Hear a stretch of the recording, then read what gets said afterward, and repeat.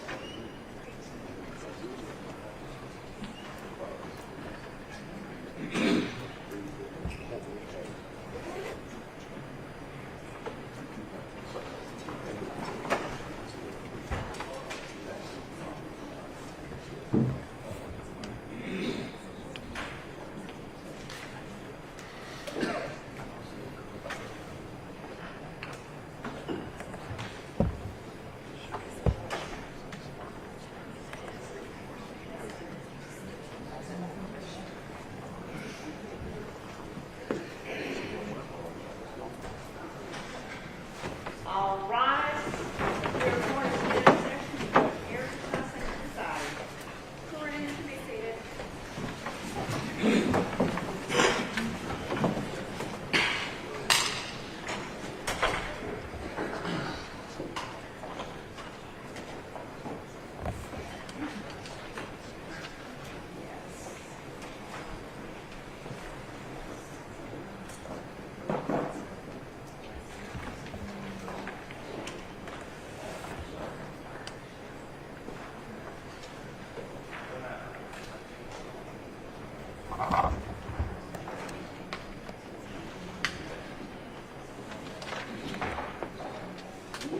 Folder. It's on my desk.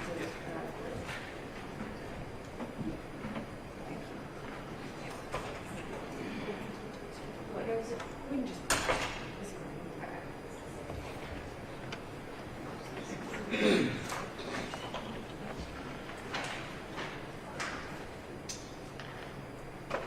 All right, before we get started with closings, and I appreciate your patience, I did work on this last night and stayed up doing some research on the issues that we said we would table, and then finished the remainder of the charge this morning, and then we couldn't get it to print. So that's what we've been working on for the past 10 minutes, is trying to get it to print.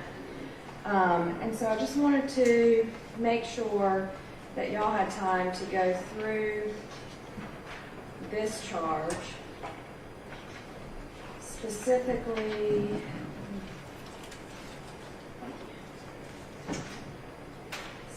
let me get to, I'll tell you the pages. All right, go to page 8, intent, and that was one that we went over on the record, and I stated aloud how it would be read. I just want to make sure that y'all read this one to make sure that I got it the way that we discussed, or if you have any objection to the way it's drafted, or anything that we need to discuss about that.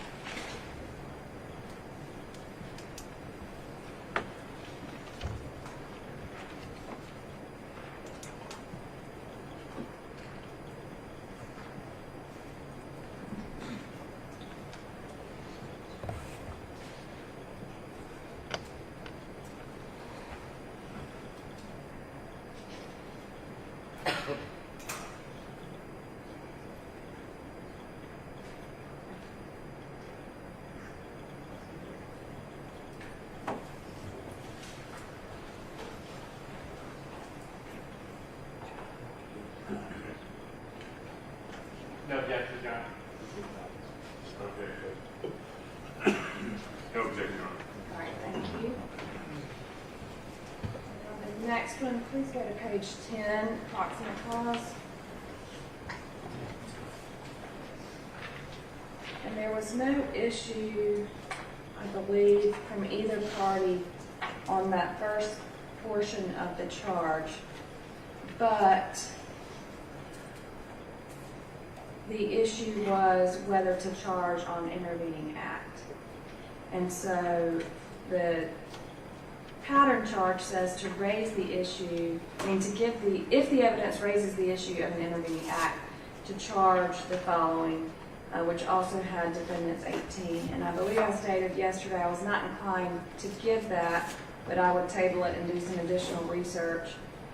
And after the research and reading a lot of cases last night, I do not see how the intervening act, as far as in this charge, applies.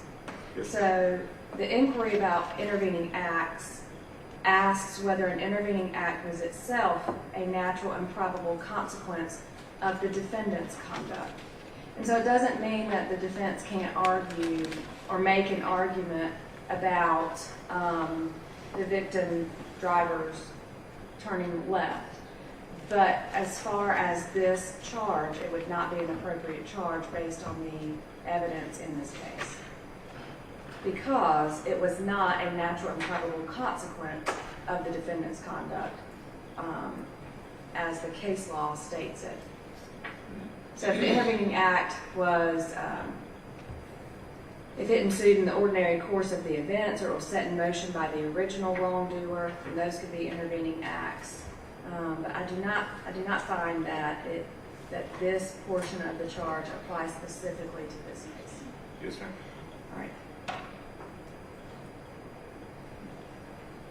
So any further objection on the proximate cause as stated here in the discharge? No, Your Honor. There you are.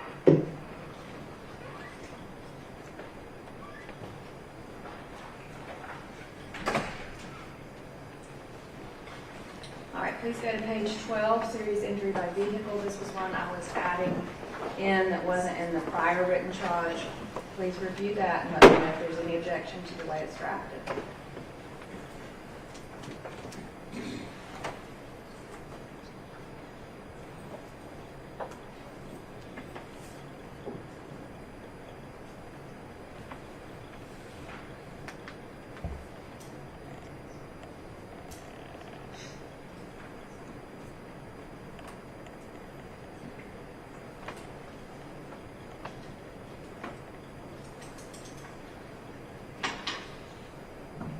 No objection from the state, Your Honor. There you are. Add the statement of the law. After the statement of the law.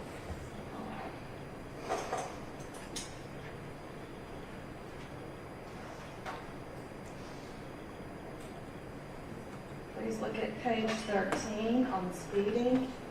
And there we had a lot of discussion about the enumerations in the pattern charge. And make sure that this is the way we talked about, or if there's anything to address on that speeding charge.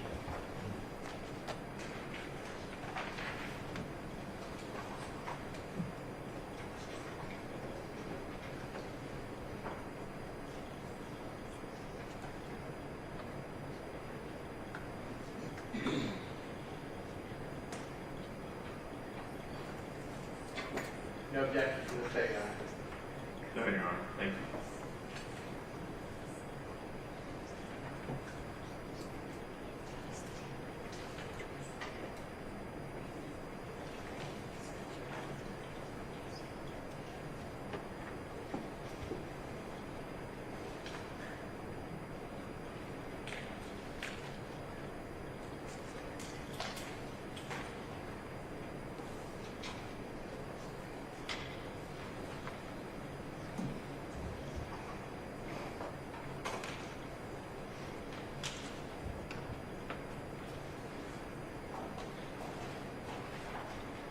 I believe all the others we discussed in detail yesterday.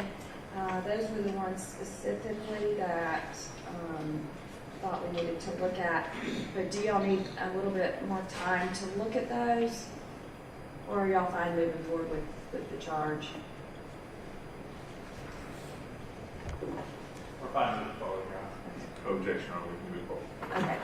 And then the last thing I just wanted to put on the record, because I did say that if I found anything else regarding excuse or accident, I would let y'all know.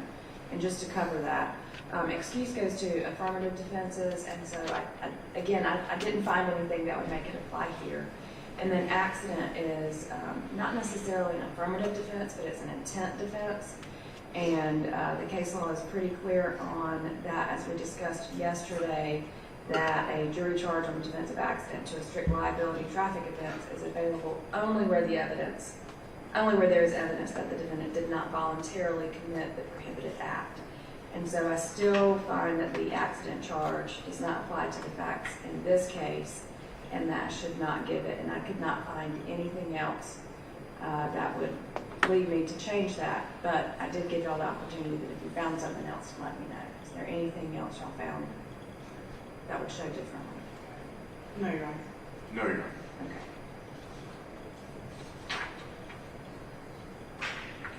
Anything else to address in the charge? Nothing on the state, Judge. Not from the All right, we are probably getting ready to move into somewhere between 2 and 3 hours straight for the attorneys. Do y'all need to use the restroom before we get started? It's fine if you do. I know that's a long time. Probably a good idea. I'd rather we just go straight through with y'all. So if you want to go ahead and use the restroom, then we can do that so that we don't have any breaks in the jury during closings. All right. Then I am going to step out, make sure any court staff tell me to use the restroom also. Just go ahead, please. And then we can avoid any breaks in the middle of closings. I am planning to take a break between closings and the charge. If it goes over, if the total charge goes over 2 hours. If not, then I'm going to just keep going with the charge unless the jury needs a break. Does that make sense? Yes. So a little bit different than yesterday. I just plan to keep going if it's under 2 hours. All right.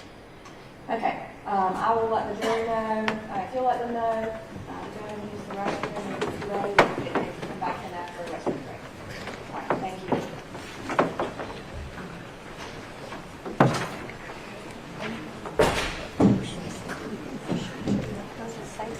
Yeah, it should be. I'll leave my phone. All right. Okay, everyone.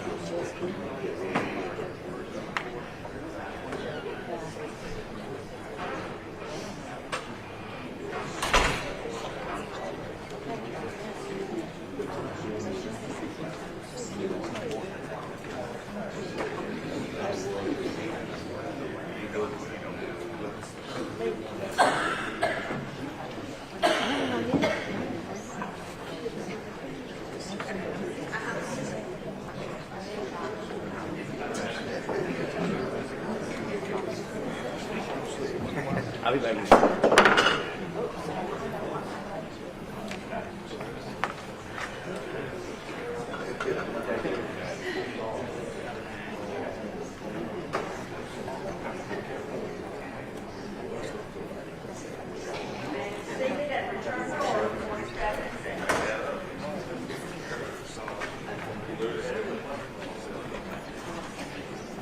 All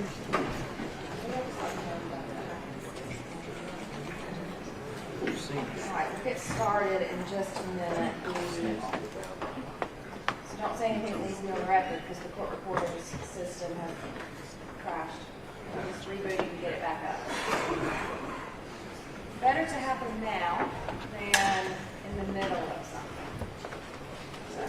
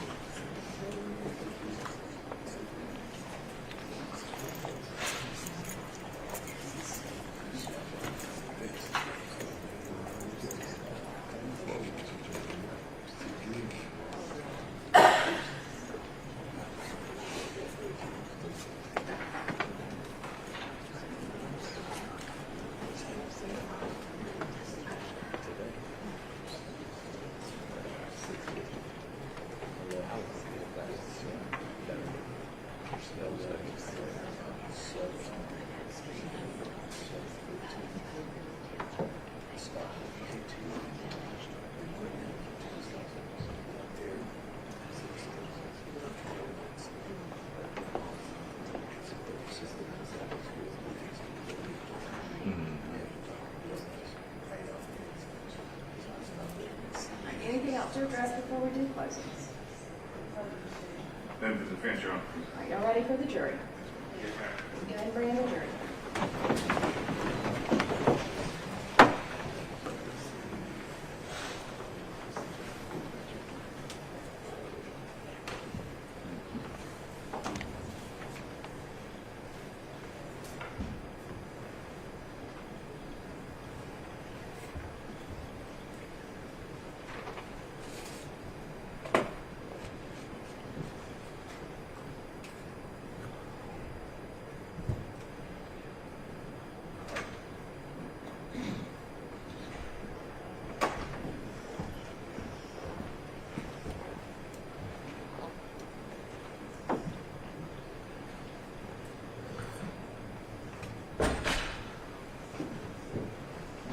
All right, you may be seated. Ladies and gentlemen, as I stated yesterday, we have heard all the evidence in this case. Now it is time to move into the closing arguments by the attorneys. The state has the right to do what is called open and close, which means the state will get to argue first. Then it will be the defendant's turn, where Mr. Pilgrim will give his closing argument, and then the state has the opportunity to come back. After those closing arguments, I will then charge you on the law that you apply to the facts as you find them to be in this case. Ms. Waters, you're giving the closing, right? You may go ahead.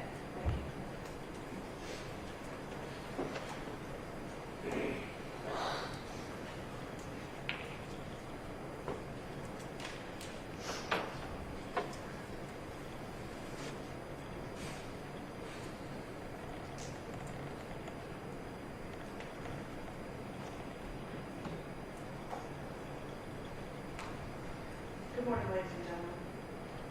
First off, I want to thank you for your time and your attention. I know this has been a long trial. We're taking you away from your families and your jobs. And I appreciate you being attentive. I appreciate you being here on time. I think in all the years I've been doing this, that's the first. But everyone has been here when they've been asked to be. State of Georgia versus Anthony James Scott. Now, you've heard all the facts, you've seen all the evidence. So right now, we're going to talk a little bit about the law. Speeding. No person shall drive a vehicle at a speed that is greater and is reasonable and careful under conditions and having regard for actual and potential hazards.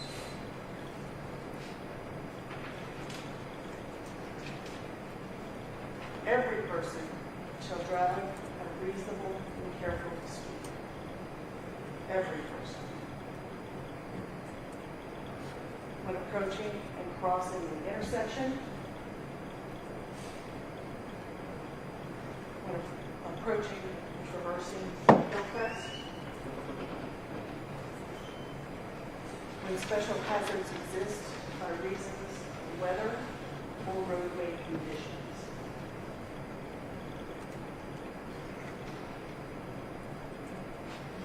So in layman terms, you know what that means. Speed limit is 55 miles an hour. There's a hill crest, there's an intersection, there are special hazards. So what is reckless driving? Driving of any vehicle in reckless disregard of the safety of persons and property.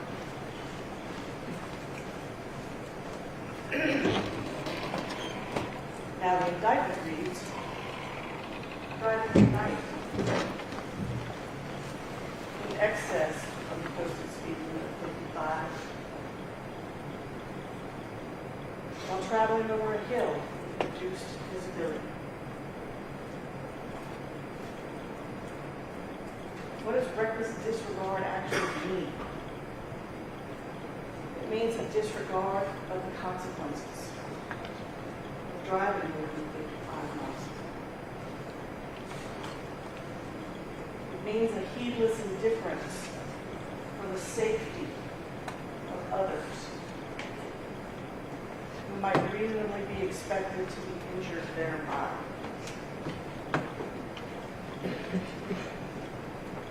Now, we've all been on the roadways before.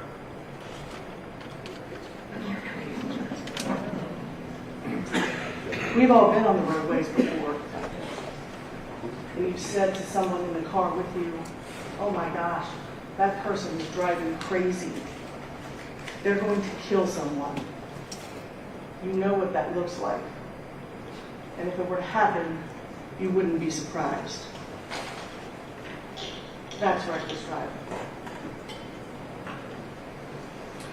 Now, serious injury by vehicle is any person who, without malice of forethought, and what does that mean? Nobody is alleging that the defendant in this case intended to hurt these boys or kill these girls. But while driving recklessly, causes an accident that results in bodily harm.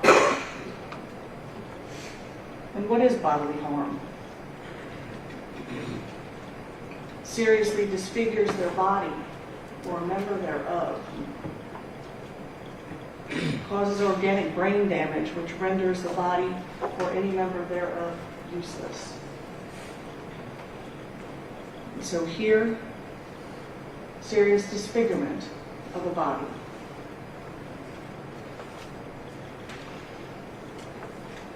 Dillon, bilateral skull fractures. Causes organic brain damage, which renders the body useless. Ben Finken, organic brain damage, which rendered him unconscious, unresponsive.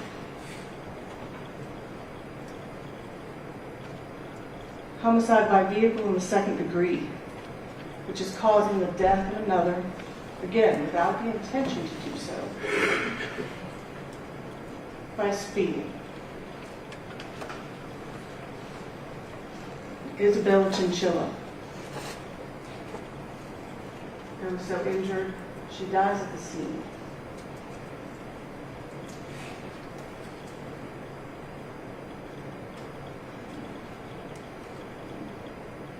Kylie Lindsay, who can't be airlifted because of the terrible weather and dies at the hospital.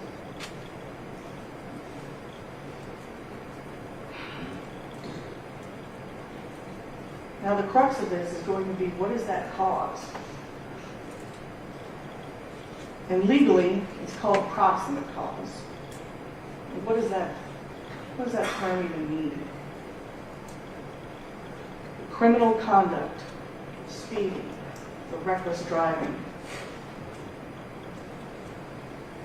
played a substantial part in bringing about or actually causing the injury or the death. The evidence also must show that the injury or the death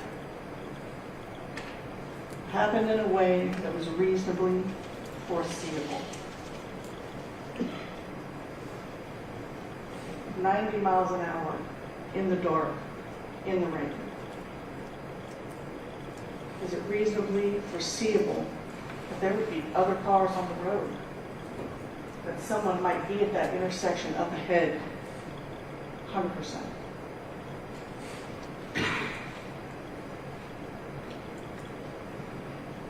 To be reasonably foreseeable, it must have happened as a direct result of the defendant's conduct.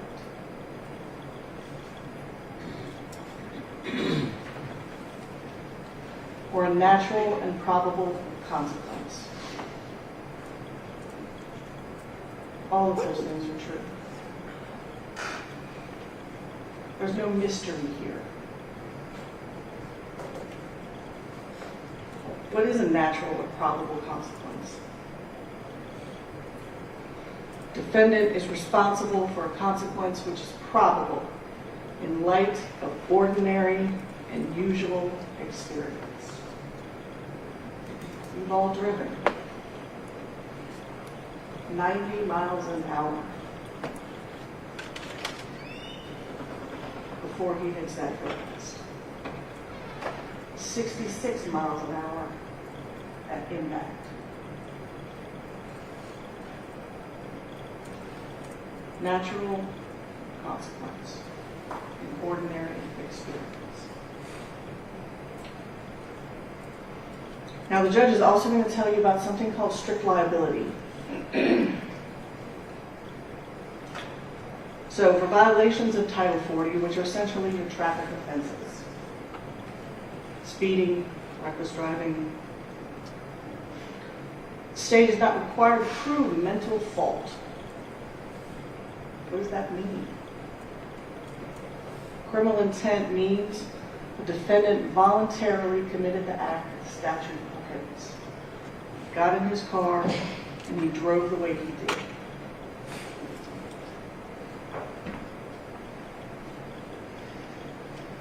He intentionally drove his vehicle, while a set of surrounding circumstances rendered the manner in which he drove reckless. It's dark, it's raining, there's a hill crest. The speed limit is 55.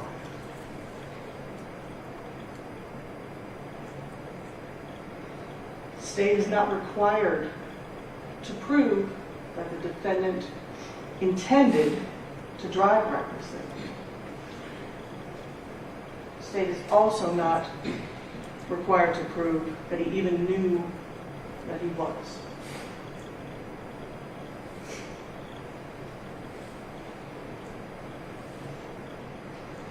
Which brings us to reasonable doubt. Reasonable doubt is sometimes a hard thing to put your mind around. It's the doubt of a fair-minded juror honestly seeking the truth. But it is not beyond all doubt.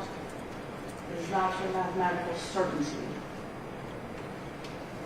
So we like to use analogies. So for instance, I'm putting together a puzzle. Got all my edges, started to fill in. I'm not finished. There are probably pieces missing, not done. But you can walk in and you can look at that and you can say, huh, that's going to be a tiger. I haven't filled in everything, but you know what it is. Someone may come along and want you to believe it's a lighthouse, but it's not. You know it's a tiger. And when I come back, we're going to talk about why.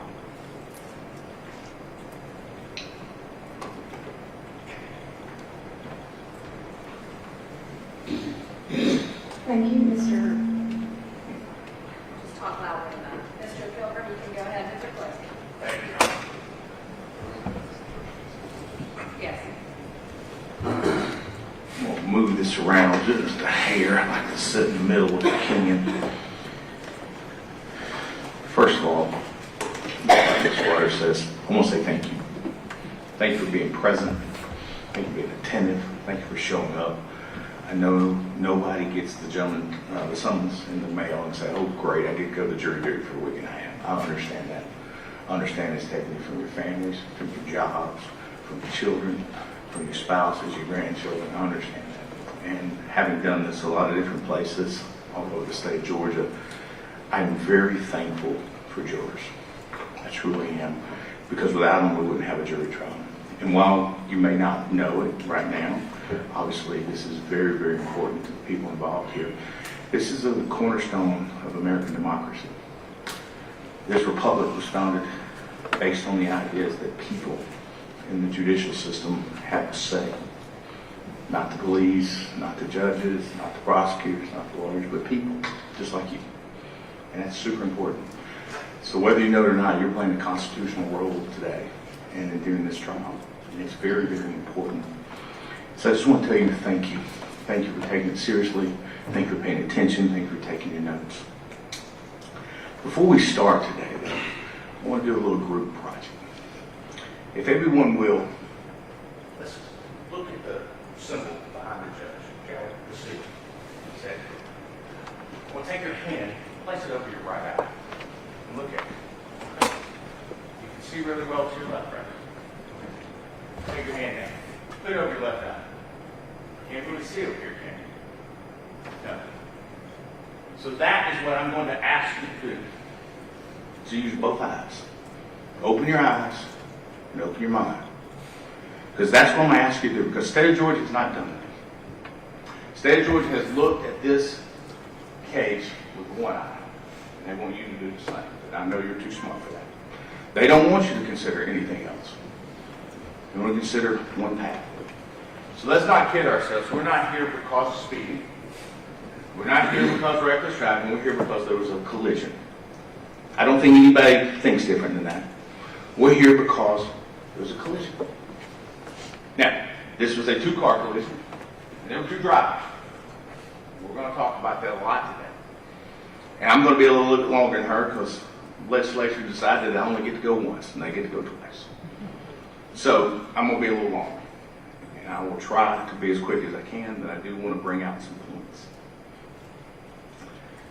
In this particular case, the state of Georgia wants you to focus on the behavior of my client, the decisions he made. But we know there's more than that. We got both eyes open, we can see both sides. And that's what I'm asking you to do here, see both sides. Now, there's going to be an indictment that's going to go back with you, and you're going to read these indictments. But there's a couple things I want to bring up. And this illustrates the point I've made to you.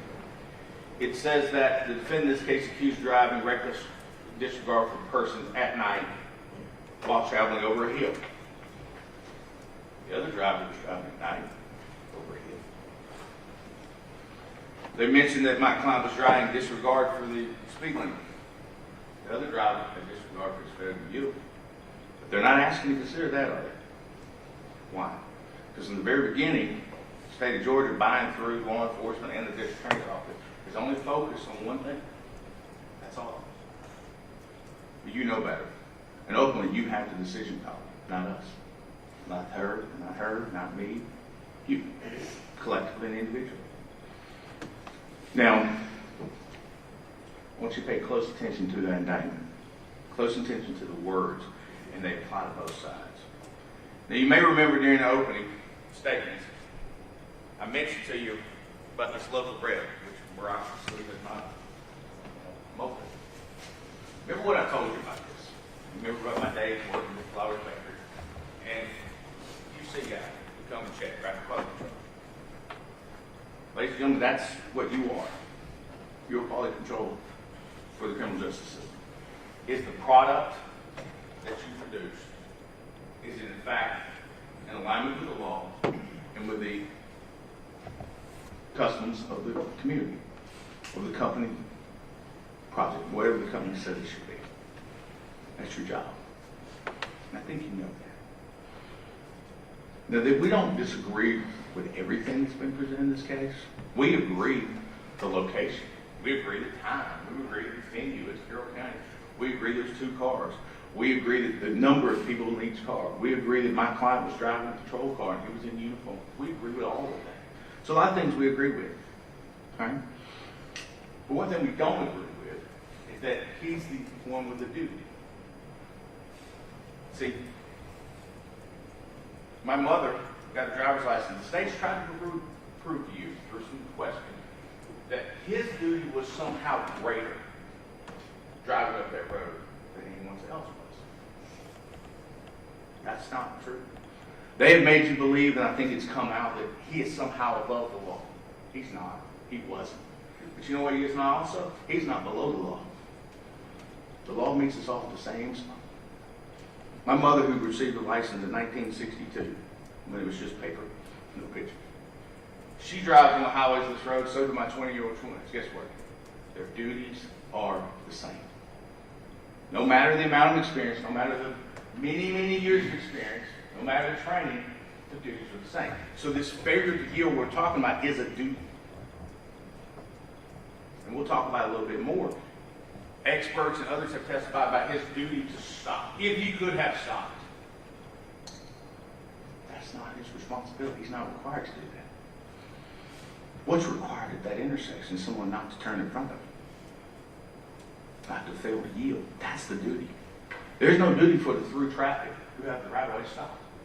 We're not talking about traffic control device. We're not talking about a stop sign. We're not talking about a red light, as we like to call it. That's not the case here. The duty lied on the other side. And that is what I'm trying to explain to you, that you're looking at with one eye. So, I'm going to quickly, I say quickly, I'm going to go through the jurors here. Go through the witnesses here. I'm going to bring out parts that I think are important. Some of the witnesses I don't think had parts that were important. So, the first person we heard from was Mr. T.J. Silvey. Now, Mr. Silvey would have you believe that there were just a few people over at his house and that alcohol had been consumed before, but not that night. What I found interesting, though,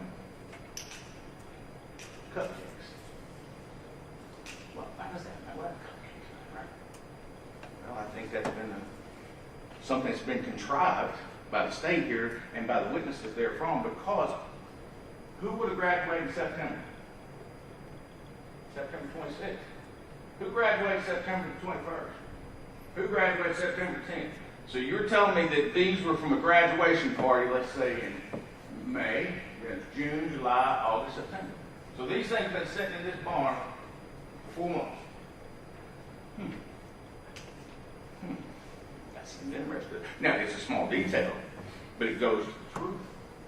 Who's telling the truth and who's not. Because let's not forget, he did also say his parents weren't home, mom and dad, grandparents weren't home. Young men, young women on the weekend, in a house with no one there. What might have been happening? Pinochle? Shuffleboard? Probably not. We were all young once, myself included. Use your common sense. You know what's happening over there. You know what's going on over there. Much like you know where the beer came from. You know where the alcohol in the car came from. Notice the state didn't comment on that at all. The state didn't highlight that. They can't see it, right? You can't. Mr. Silvey did say that he wouldn't have turned them away had they came back with alcohol. So that's where it starts. The state's case starts with a lie, an untruth, a half-truth. You don't get the full story. You didn't get it from the witnesses. You sure didn't get it from the young boys in the car. And by the way, the term boys, let's not kid ourselves. The law in the state of Georgia and otherwise consider them men. They're young men, very young men. So let's call them what they are, young men. Young men making choices, making decisions. So the next witness we have was Christopher Butler. Ironically enough, after he testified, I realized I'd actually played baseball against him. He was a very good pitcher. After he testified, I put 2 and 2 together. I didn't know him. When he told me where he played and when he played, I realized he was a very good pitcher. And he was coming home that night from Emerson Lake. And he told you the direction was coming. He said it had been raining on and on all day. And let's not forget, that's not a fact that shouldn't be lost on us, that he has no interest in this case. He didn't stop. He didn't know people involved. It was near his home. He went on home, went to bed. That's what he said. But he did say a couple things. He said that the vehicle that he saw involved in the collision, not knowing who they were, not knowing what kind of vehicle, just a car, pulled out from the Kangaroo. And the Kangaroo is the next station, and the evidence is showing that's just a car. Now, what didn't happen, what the state of Georgia didn't do, is they didn't go pull surveillance from that Kangaroo, did they? We didn't see it. They didn't go pull their sales receipts. We didn't see it. They didn't pull the debit cards of Mr. Wall, Mr. Finken, or anybody to see how did he get in there. It's the beer ferry delivery. How do you get the car? I think we know. If you got both eyes open, you know. You don't check your common sense at the door. But the interesting thing about it is, he made the 911 call. A good citizen, concerned citizen, just heard it happen. But I want you to listen to something. And this is State's Exhibit. Mr. Flynn, what number was this?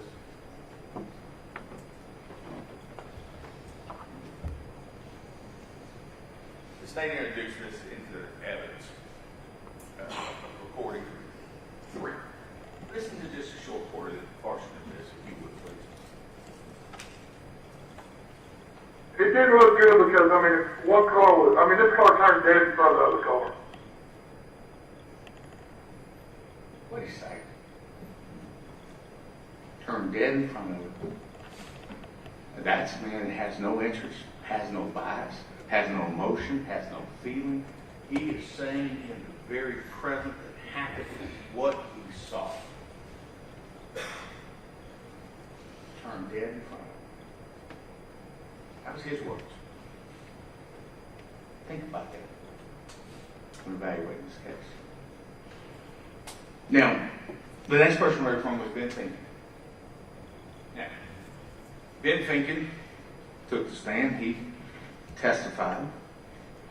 And he swore to you what he was telling you was true. There's some details about Mr. Finken's testimony I'd like to highlight. He mentioned that he became very clear about certain parts of the evening, but not other parts of the evening, that he drove from western Douglas County, if you will, down Post Road. And he mentioned that the young girls wanted to go to McDonald's. They mentioned it on the way. That they got off the interstate, Highway 27. I think that's exit 11. And he went the wrong way. Yeah. Did they turn around and come back? No. Did they make a U-turn? No. No. What did they do? They went to Sylvie's house. Now, the timeline is unclear. From Sylvie, from Finken, from Wall, when they got there, how long they stayed. We know what time the accident happened. Not long, how long they were there. You know, they'll have you believe that they were working out and lifting weights and that sort of thing, and that the girls were listening to music.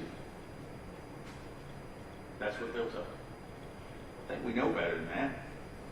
And he mentions about cupcakes, eating cupcakes from graduation. And then I asked him, who graduates September? With blue cupcakes.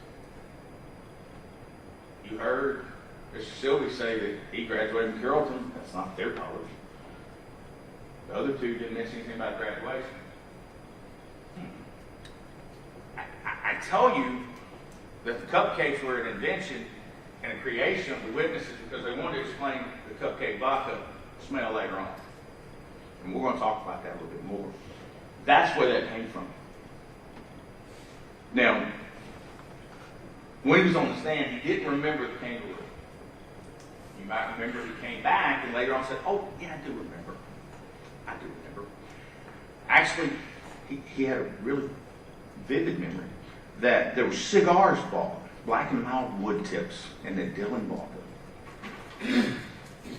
This is the same Dylan who testified, and the state wants to believe that he was on a health kick. Why would he be buying Black and Mild cigars? If you're on this health kick, if you're trying to live healthy, it doesn't make sense, folks. That's contradictory. And you, as a jury, get the ability and the sole decision making is who you believe. Who has credibility, who doesn't. You get to decide that. But you know, there were no cigars found at the scene, were there? Nobody brought cigars, cigar wrappers, package of cigars. They took it to we saw it at a body shop. They went inside of it. They examined it. Not one cigar. Not one piece of McDonald's. Not a chicken nugget. Not a fry. Not a bag. Not a receipt with that date on it from McDonald's. None of that was there. But you know what was there? Booze. Alcohol. So, again, look at this with two eyes and look at the facts.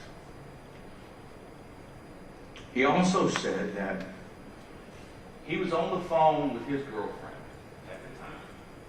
And maybe that's a girl's relationship. I don't want to overstate that. And that they were texting back and forth and they were mad at each other, the way young kids will become.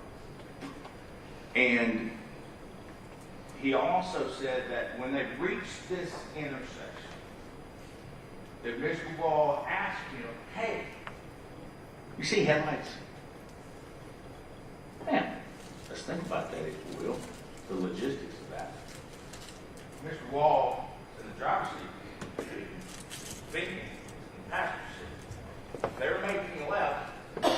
Why would Mr. Wall need to ask Mr. Finken if he saw headlights?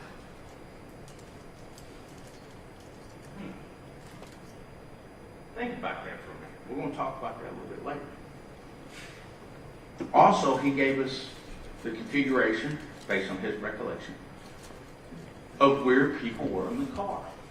He said Mr. Wall was driving, Mr. Finken was here, Miss Lindsay was here, and Miss Chinchilla was here.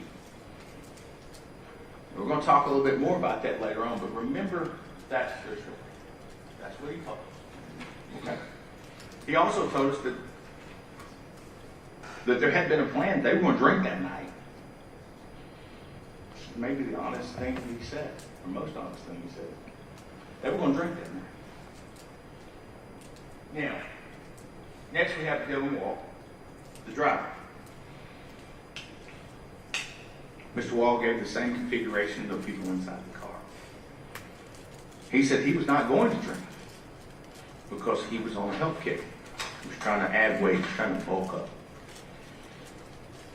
The interesting thing is, to me, that Mr. Wall had his brother's ID in his wallet, and that he used it to buy alcohol. He told you that. So from the very beginning, his identification was false. It wasn't who he was. Did he look like his brother? Probably. If you're going to use a fake ID, use one of your brothers. It's a good idea to do. People will be much less likely to catch you. But he says that he doesn't remember buying the beer. The two people who are alive in the car, where there's alcohol, don't know where it came from. Credibility, folks. They believe. They do know where it came from. They're just not telling. They're not willing to admit it. But I think we all know where it came from. And we all know how they got to that spot that they got it. Some people will say, and the state may argue, if our client hadn't been traveling the speed he was traveling, he wouldn't have been at that intersection at that time. Okay. But that's an open-ended argument. If they'd actually gone to McDonald's, they would have been there. Had they not made a beer run, he would have been there. Had I not put my tie on this morning, I wouldn't have it on now. The argument goes on forever. Therefore, it's not a valid argument. So remember that. Eyes open. The next thing we've heard from was from Josh Lambert, who was the Brady PD officer. The interesting thing about Mr. Lambert, I thought, was he confirmed our client's recollection of the events about the battery being charged and they were under the bridge. And also, if you remember, Mr. Butler also said he saw law enforcement under the bridge, and that wasn't an uncommon place for him to be that time of night. So, again, start thinking about your stories. Think about whose stories add up and whose don't. But the charger, he confirmed my client's portion about the charger. In fact, he would have to come back and bring it again. Next, we have Mr. Alexander. If you remember Mr. Alexander's dash cam that we watched, bike. You hear my client at the scene. He has blood on his uniform. You hear him testify. And what he says is, or not testify, but he state, they pulled right out in front of him. Damn. That was his presence and impression. That presence and impression matches what Mr. Butler said. So it's not like he contrived his story and made this up after the fact. Moments after, in live time, in nature. That's what he said. Mr. Alexander, Mr. Lambert, Mr. Wagner all testified to seeing alcohol at the scene. And not just one bottle of alcohol, not just one broken bottle that may have been thrown out by a careless litterer. It was in the road, it was in the ditch, it was in the car. They were clear about that. We then heard from Officer Philip Wagner. Mr. Wagner gave us the information concerning alcohol at the scene, again, consistent. Helicopter was too wet. Why does that matter? Well, the state has made condition of the road an issue. But nobody drives one car and not the other in the same condition. The weather was for both people, not just one. Next person we heard from was Mr. Tommy Crafton.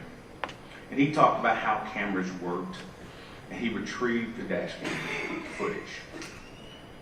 Now, and he retrieved it from, and he was a state patrol officer and worked for the state patrol, Department of Public Safety, and he retrieved the video. Now, are we ready, Mr. Flynn, with the video? I think this was states on the day.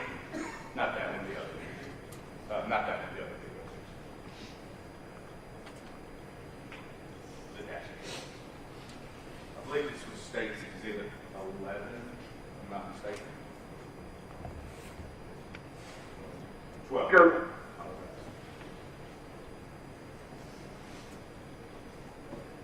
Okay, if you would stop it for me, Mr. Flynn. Right there, that's good. You stop it right there. Now, I want you to look at this video differently. The state has shown you this video, and as I described before, they want you to look at it with one eye, only out the windshield of this car. And the reason I say this is in opening of their closing, the state mentioned about consequence. Probable, not possible. So I want you to look at this as well. You can hit play now. Thank you very much. All right, let's stop. Those cars that he just saw, headlights. Did they turn in front of him? No, they didn't. You can continue. Stop. More cars. Did any of those turn in front of him? Based on the state's theory, he should know what that driver's going to do by seeing the headlights. That's enough. You can continue, please. And stop again. More headlights. More cars. Is it probable that they're going to cross the median in front of them? Possible, but that's not the same. You can continue.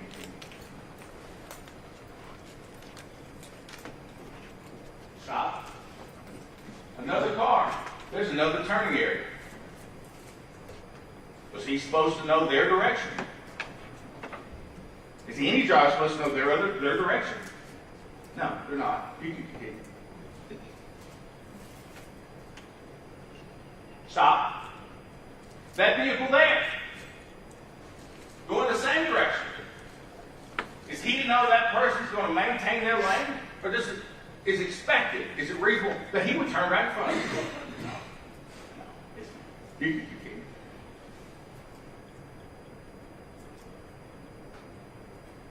At this point in time, the video is closing in the area of Buchanan we call Bowden Junction. And there's Bowden Junction store up to the right, Mountain Zion Road to the left, and we'll bring something to your attention in just a moment.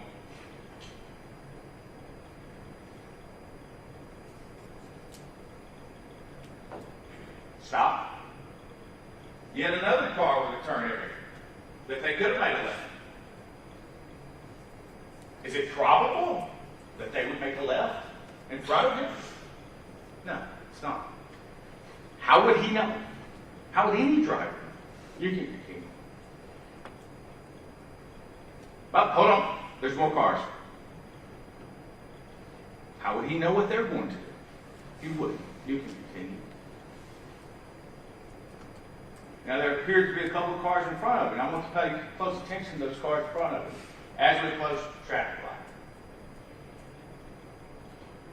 First of all, the vehicle directly in front of him, if you'll pay close attention to this, stop. What does that vehicle do? Turns on turn signal, also known as an indicator. What you intend to do, what you indicate to other drivers you will do. We don't see that in a Nissan, do we? No one's ever told you that. No one's ever testified that. You do not see that in the video. You see it here, right? Fast forward just to continue just a moment. And stop. Notice the car to the left, which is the direct opposite of the car that Nissan was traveling. What does it do? Puts its brakes on. Puts on its left indicator. Turn signal. What does it do? What doesn't happen to it? There's no action. Right? Because that driver, that night, at that moment, decided to yield. Because that is their duty. Watch it. That's in real time. That's not recreation. That's not recollection. That is real time. Watch what they did. You can continue.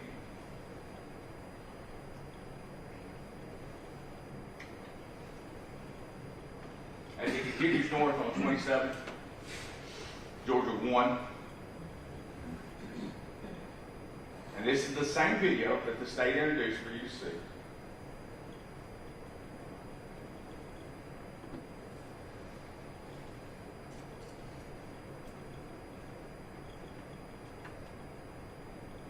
Stop.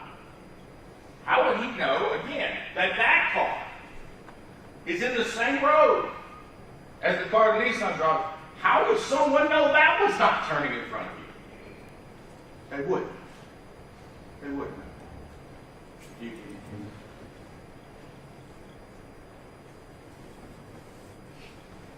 And you can stop it right here. So, the line of sight, and we'll talk about that in a little bit. The line of sight. There's not a turn signal on. There's no indication, no knowledge that my driver could have had, or any other driver could have had, they were going to turn left. No. So when you're looking at this, I ask you again, don't just examine this through the front windshield of my client's car. There were 2 cars involved. When looking at that decision Mr. Wall made, you must be as critical as the decisions against my client. Just because the state of Georgia told you not to be, that doesn't mean you can't. Doesn't mean you shouldn't. You can take it down, thank you. The next we heard from Marcus Shanks.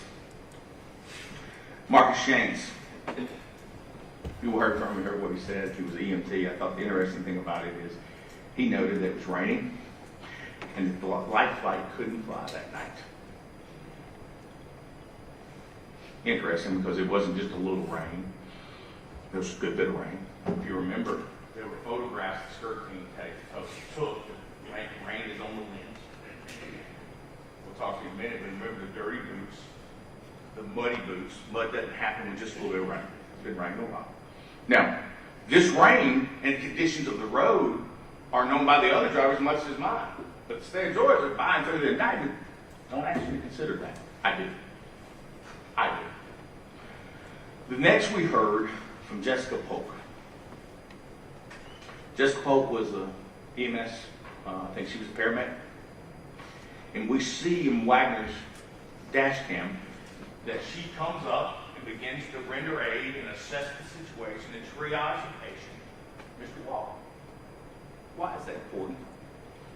Well, because she tells them, or she testified, that Wall admitted to drinking that night. Notice the state of Georgia, by and through its indictments, the district attorney's office never mentions that part to you. Does it? Instead, they rely on medical records, not legal documents, and we'll talk about that a little bit more in a little while, to excuse his statements.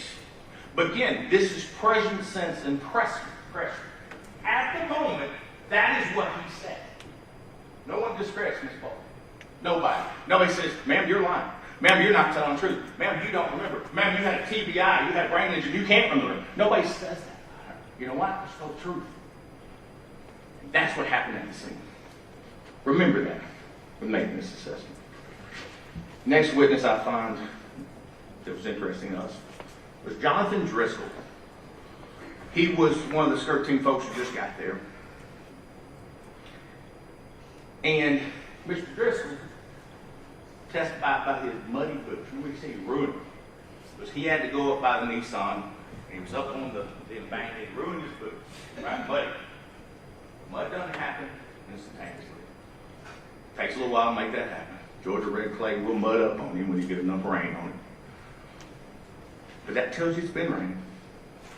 But it was raining on both sides. It wasn't just raining on my client's windshield. Now, he is the one who discussed about the airbags.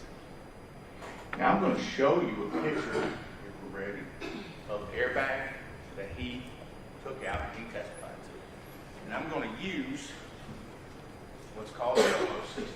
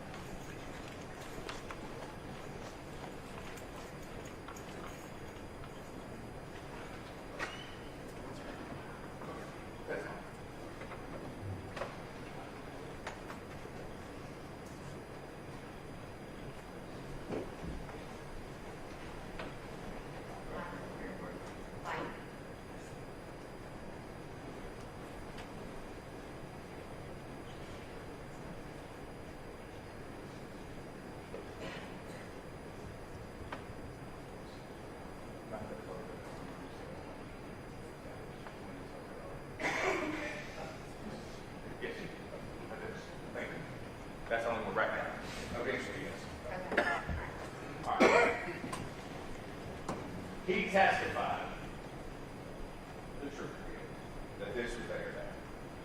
Now, we will talk a little bit more about this later, but I want you to pay close attention to this area. How it's made.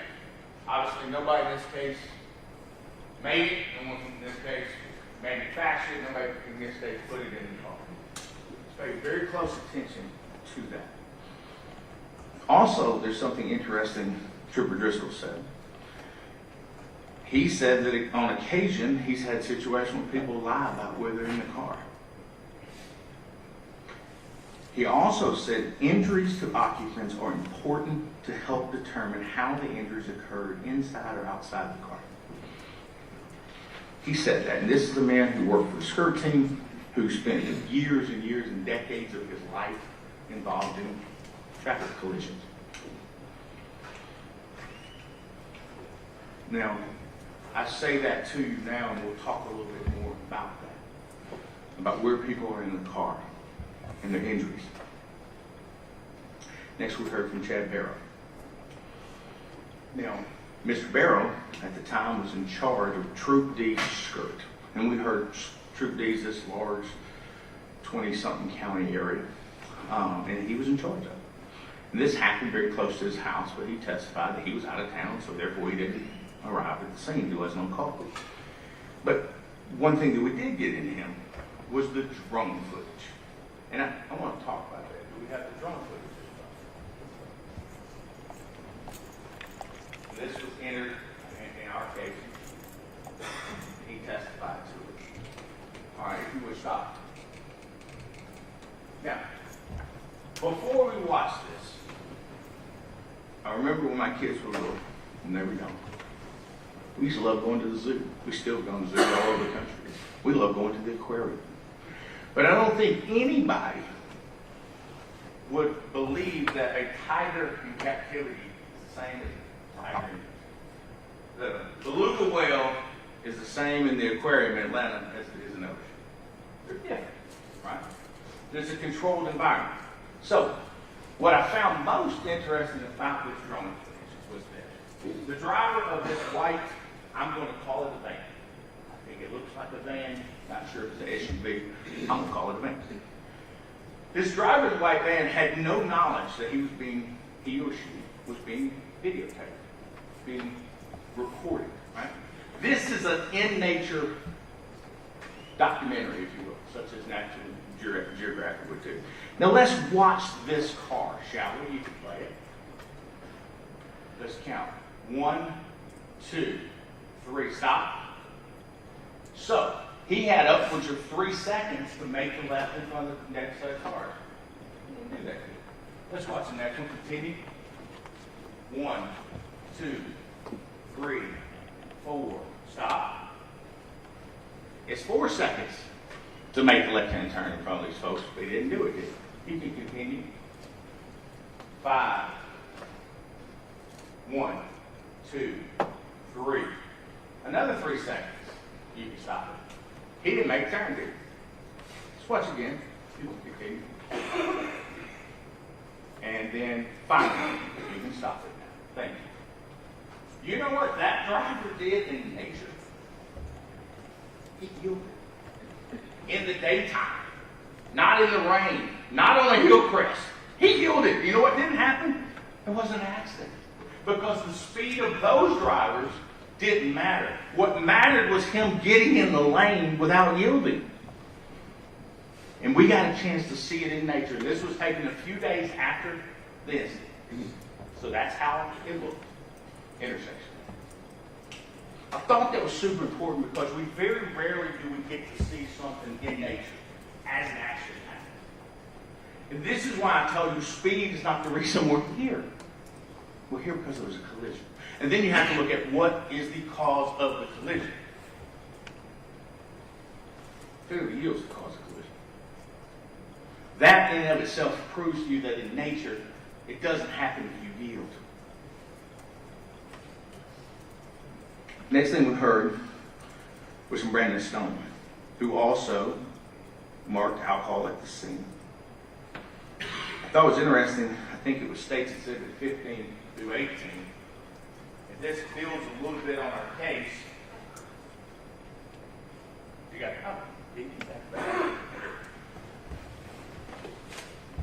what was very interesting to me, and I'm going to use this elbow again if I may, is they marked it AOI, area of impact. Now, you may remember, and we'll talk about it a little bit more, area of impact. That is where they believe that the cars met. That is the first point that two different vehicles met one another, right? Area of impact. Now, the interesting thing about that, for me, if you've heard testimony, we'll discuss it a little bit more, is that area of impact was completely in the right-hand lane. It was the back right end of that car. So, let's think, what does that mean for that driver? When he made a left and made the decision and made the choice to make a left-hand turn, he could have stopped there. He could have yielded. He didn't. When his front wheels got into what we'll call the number one lane, the left-hand lane, could have stopped there. He didn't. When his back wheels got in the first lane, he could have stopped. He didn't. When his front wheels got into the second lane, he could have stopped. He didn't. As a matter of fact, he never stopped. Never stopped. So what does that tell us logically? He never looked. He never looked. None of us would simply get punched in the face and just let it happen, would we? We would try to dodge it. We would try to look it. It never happened. You know why? Because he never looked. Or he couldn't see. Either way, it's a choice, it's a decision he made, not my client. Now, as we move forward in the case, we heard from Brandon Stone.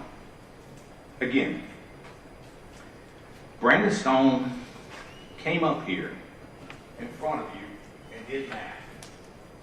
Remember that. And remember what his math was. There was a drag coefficient that he needed to figure out. And the drag coefficient was from 0.80 to 0.45 with his wet or his dry. We did the math with him in front of you, and we came up with 0.625, which is split the difference. And at that speed, at 54 miles an hour, it still would have happened. At 54 miles an hour, it still would have happened. So what does that tell you? Speed is not the issue. Speed is not the cause. Speed is not the approximate cause. The state wants you to look just this way, and that's all you see. That's not true. You know it. It was shown to you. Also, one of the interesting things is Mr. Stone developed a theory during the course of his investigation of which side, or which, the front or back, Miss Lindsay may have come out of. Because I think we all agree that her body was found in the road. No one disputes that. Before we go on, I want to say the loss of those two young women is a tragedy, an absolute tragedy. No parent should ever have to see their children that way. No parent should ever have to put their child on the ground before them. And I'm remorseful. I'm sorry that happened to them. I'm very sorry. Never let that be lost. Never let that feeling be misinterpreted. Because I feel sorry for both of them. I have children, I have grandchildren. I'm very, very sorry for what happened to those girls. I am. No, regardless of what decided here today, that does not change. And it's not changed in my heart since this beginning.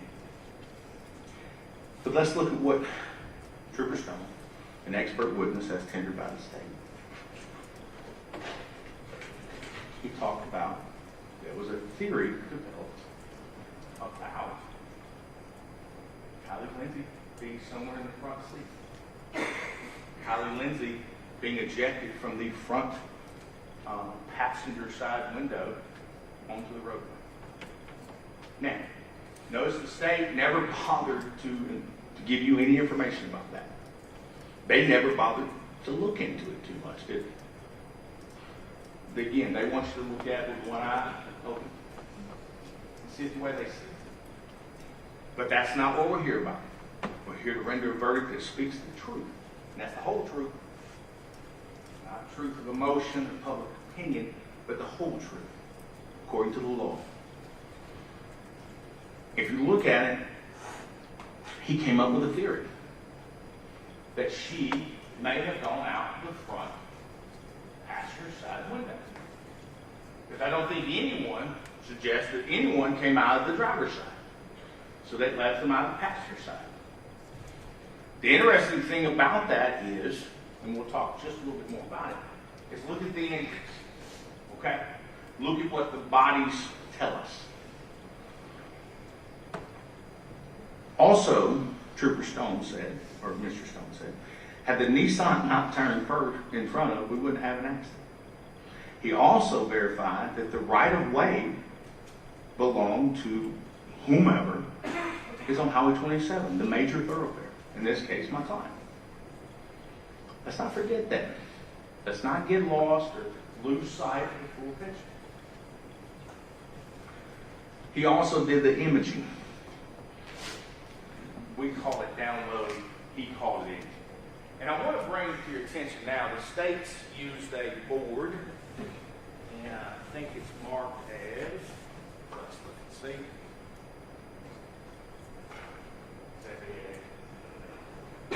Let's look at this. The state's going to use this and use it in their, I just want proper action. I want to look at a couple of things. 1.9, 1.8, those two things. Let's look. Because one of the state's claims that my client was reckless and had reckless disregard for the person's property, personal property. Right? Let's look and see what the data, what the evidence shows us. That at 1.9, he's at 52% in his accelerator. And he's 30% into the throttle, and he begins to move his steering wheel 60.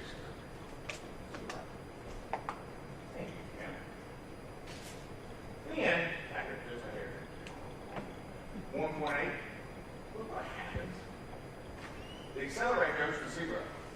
What does that tell us? This is static evidence.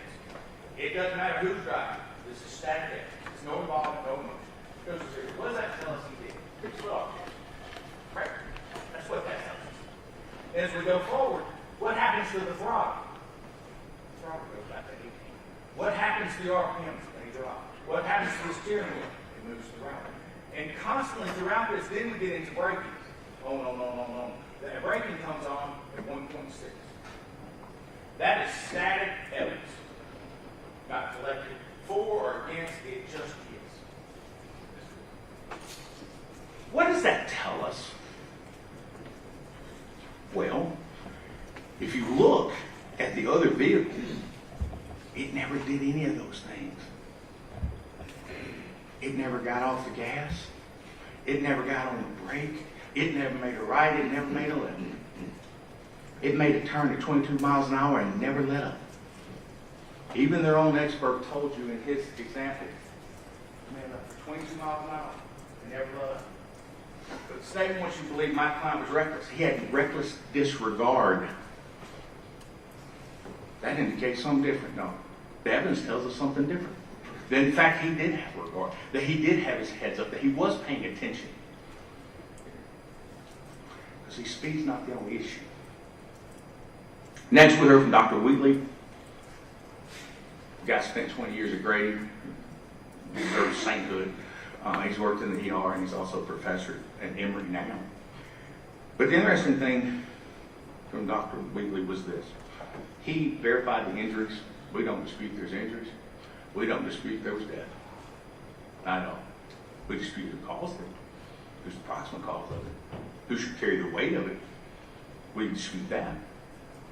But the thing I thought most interesting from a qualified witness was Dr. Wheatley told us that a human body consistent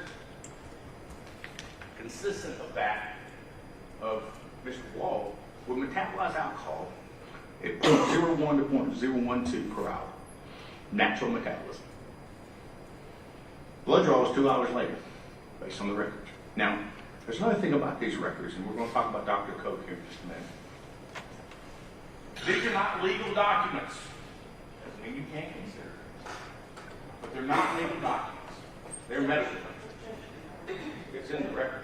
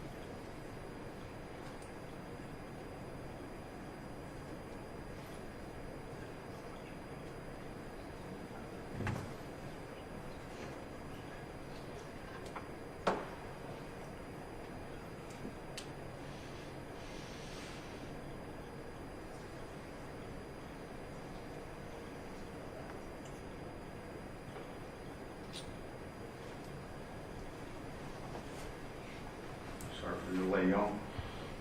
We were talking about Dr. Wheatley, and we're talking about the medical records. I don't want to tell you that they're illegal. They were legally obtained.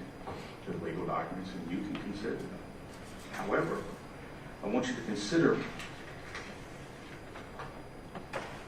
what was said by Dr. Koch, who was the next witness. Dr. Koch, who's a PhD, he was from the Midwest, if I remember right, Purdue, and he was all over the place. And he'd been at Grady for a long time, even back then. He said that these records were gathered, this test was gathered for healthcare reasons, not for legal reasons. He said that a toxicologist would be the person who would have to testify or test it and then testify to the actual alcohol content.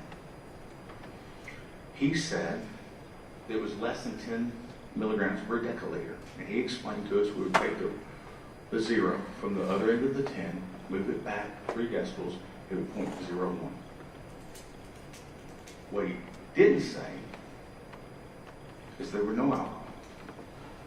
He says, and the records say, and the records you were given say, it was less than 10 micrograms per deciliter. Now, the test that was introduced under Chad Barrow later on for my client, to the Department of Forensic Science, toxicology exam, what did it show? Negative. Drugs, negative. There's a difference in those things. And I think you know it, and I think we've shown it to you.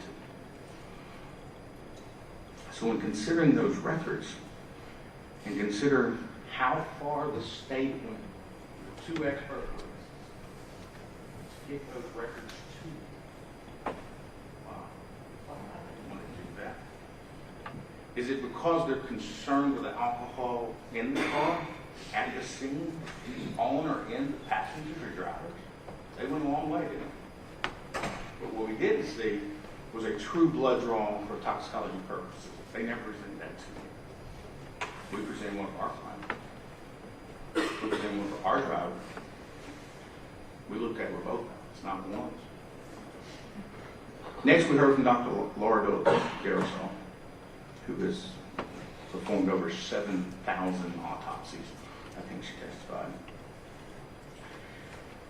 The interesting things I found from Dr. Garrisol during her direct and cross was that she ruled both of these deaths an accident.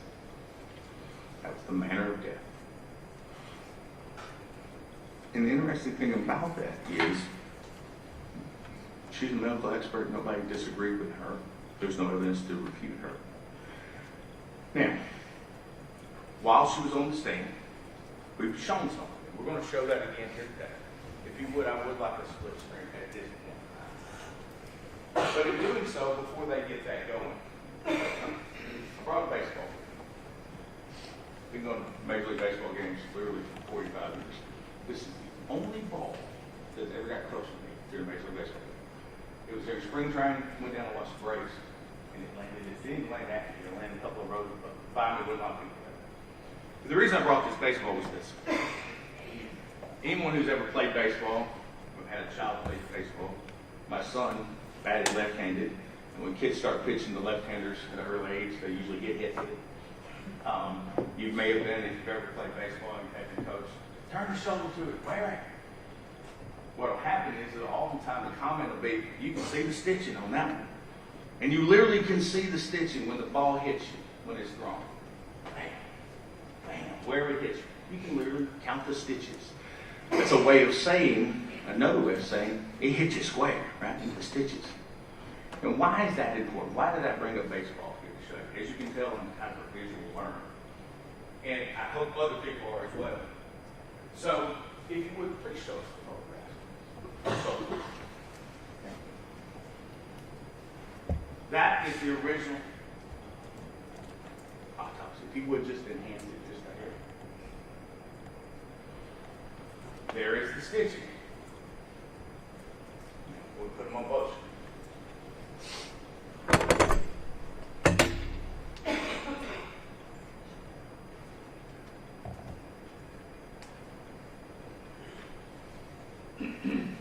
Thank you. Now, why is this based on Dr. Garrisol? Remember her testimony that it was circular 2 stitches here. Notice the testimony of the other officer, Driscoll, that the airbag here is unique. It is different than the pillow type airbag that was on the other side. Notice, if you will, the body. Notice the double stitching circular style. We didn't make this up. We didn't create this. This is evidence. This is facts.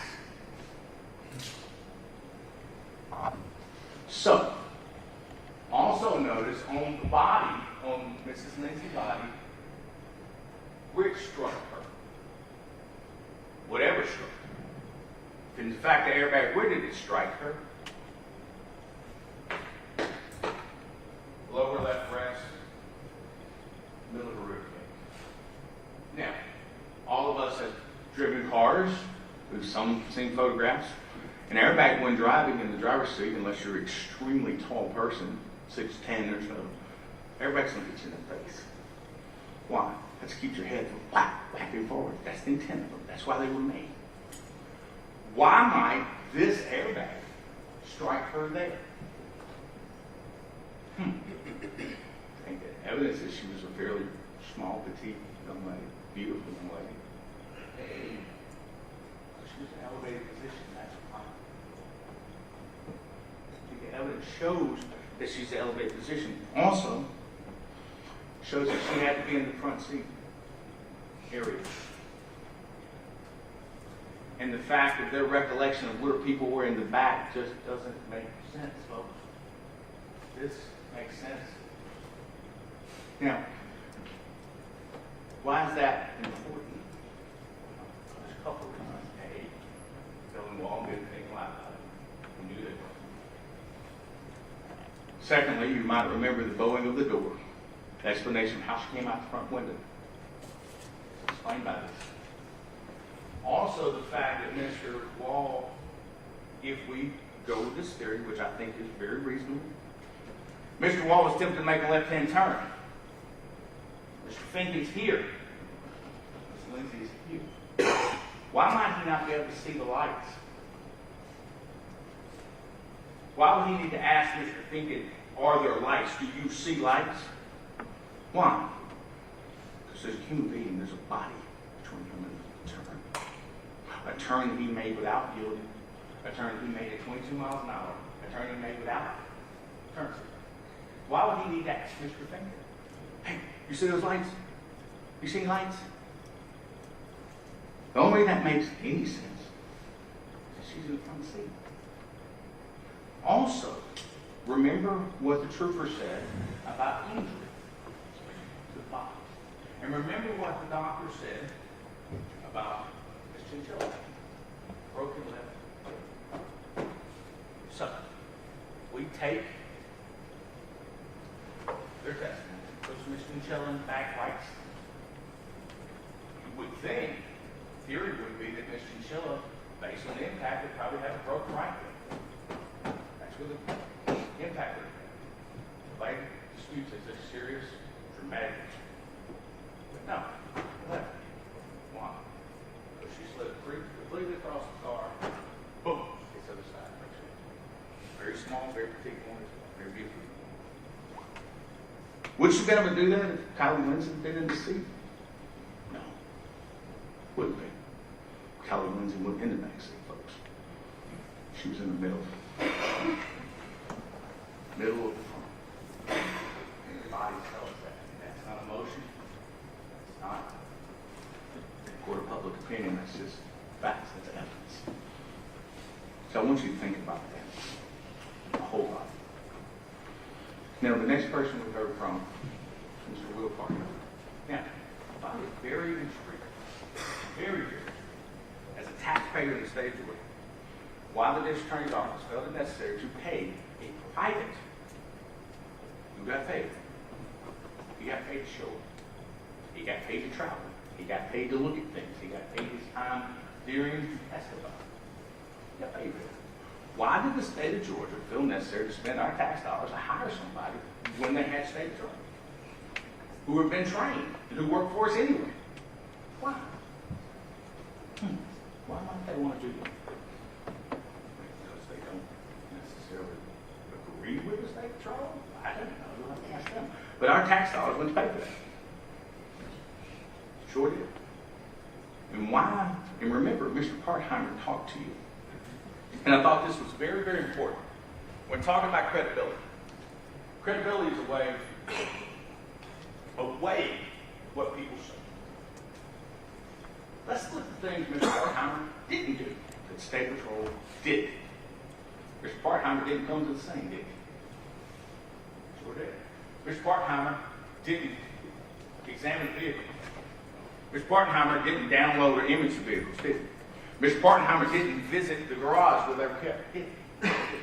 Mr. Bartenheimer didn't mark the scene with evidence with spray paint. Sure didn't. So now, who would believe him? State Patrol did all those things. Skirt King did all those things. So who has more weight in your eyes? I think it's pretty clear. Mr. Bartenheimer was brought on for a single purpose. Single purpose was the discount what State Patrol found. And notice one thing about Mr. Bartenheimer. When I pushed him just a little bit, and again, he's not a physicist. He's not like he has a ton bit more of education than troopers do. Not a ton bit more training. It's not like he's got a master's degree or a PhD in physics or engineering or anything along those lines. So being equivalent to that of the troopers, he didn't do his math for you, did he? He said that the drag to the coefficient, which was the slide of the stop, that's the wrong formula. That's what he told me. But did he ever get up here like Stone did and do this formula for me? Oh, he did. Why? You have to decide that. I have my theory, but I think you have to decide that. But there were a couple of things I found interesting. He relied on some of the GSP's work, the distance, the film, the rates per second. He relied on some of the work, the download from the dash cam. He didn't rely on all of it. He picked and chose what he wanted to do. But I did find it interesting that he called the Nissan a hazard during his testimony. He used the word hazard. That's important. He also testified how it was a natural reaction for someone to go right. Natural reaction. Again, my client, that night, like any other driver, with regards to approaching this intersection, he talked about line of sight as well. Line of sight works both ways. I can see you, you can see me. Same thing applies here today. I'm going to evaluate this case. There's also discussion of a hill crest, or a hill. I don't like the word hill crest. Those of you who are natives of the state of Georgia or have been in the state for a while, you realize the hill crest in Reagan County is going to be a little bit different than hill crest in Loudoun County. Right? Hill crest means different things. But I think there is a principle that holds true. If I'm standing on the hill, I can see better than if I'm standing at the bottom of the hill, if we're looking at each other. If you're at the top of this building, you can see farther than you can at the bottom. But elevation is an advantage. And that's an advantage Mr. Wall had. So when you talk about sight lines, let's not forget, they're equal to each other, but who had a better sight line? And one of the things I found interesting,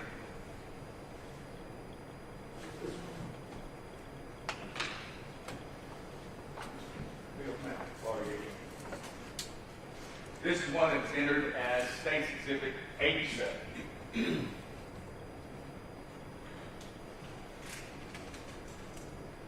To further prove what I've already told you, they talk about line of sight. This was a big deal for him. And they're going to tell you that it was 269 feet line of sight. Both ways. Both directions. This is in a higher elevation. Notice that he never went and looked and said, what's the line of sight here? He never looked in the other direction, did he? Not once. Looking at the way it's going. The most important part is 22 miles an hour. 22 miles an hour. 22 miles an hour. 22 miles an hour. Never changed. Never changed.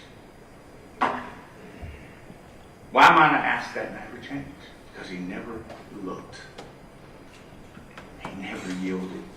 He had a duty to do so, and he never did it. And evidence, regardless of what we think about the age of the driver, the occupants, the outcome, those are facts. Now, next one we had Mr. Owen Garrett, who's our first witness. Mr. Garrett did something for us, and you've heard it. And we're going to play it for you now. We entered this, and there was a video. The same video the state entered, except we enhanced it and slowed it down. If you would, someone play that. Ms. Ellen.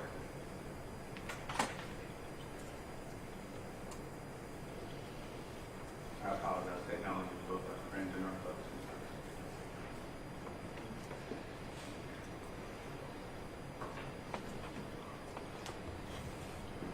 You can play it. And if you would, Justin, if you will control this. I would like to go frame by frame, which the expert or the witness said was possible. You can continue just frame by frame.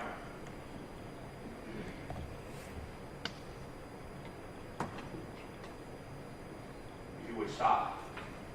Back up one frame. Yeah. All right, go forward. Frame that time.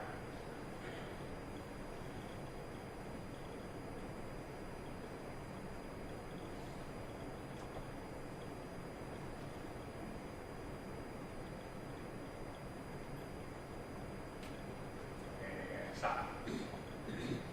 Now, it is at this point that the state of Georgia wants you to believe that my client knew that this car was going to make a left, would not yield, would not stop here, would not stop here, would not stop there. That's the probability they want you to believe. That is the exact same position as multiple vehicles that night, moments before this, on that side of the road. You can continue. This frame by frame.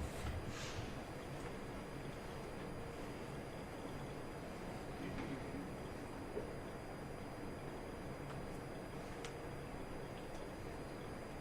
And you can stop. Now, my client sees this. You heard him testify. He believed they were going to stop. They would see his lights. They would yield. That's how it happened, is it?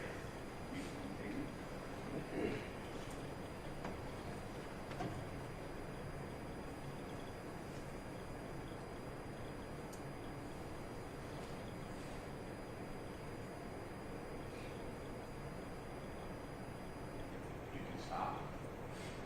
At this point in time, you begin to see my client's vehicle. The brush guard in the front, the outline of going right. Why? You heard why. He told you why. He thought they were going to stop. Again, they had that lane to stop in. Did they? No. The state wants to tell you that's a probability that you should consider. You can consider. Continue.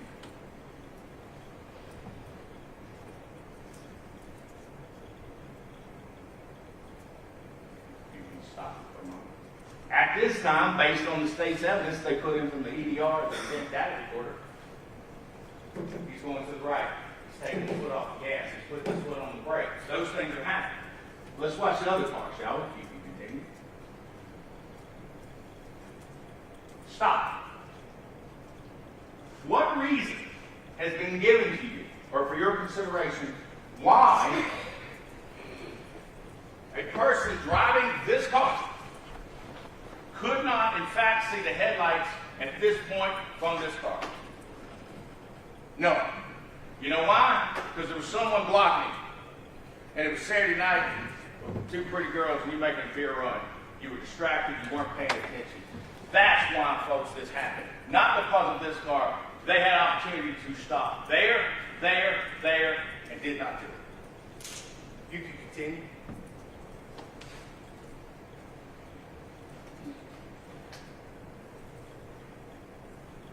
You can stop it. At this point, Trooper Scott, though according to the state was being reckless and had reckless disregard, he's attempting to avoid this collision. He's attempting to go to the right where he had more real estate, hoping that they would stop, and he told you that. So who in fact has disregard for human life? Who has disregard for property? The Nissan does. You can continue.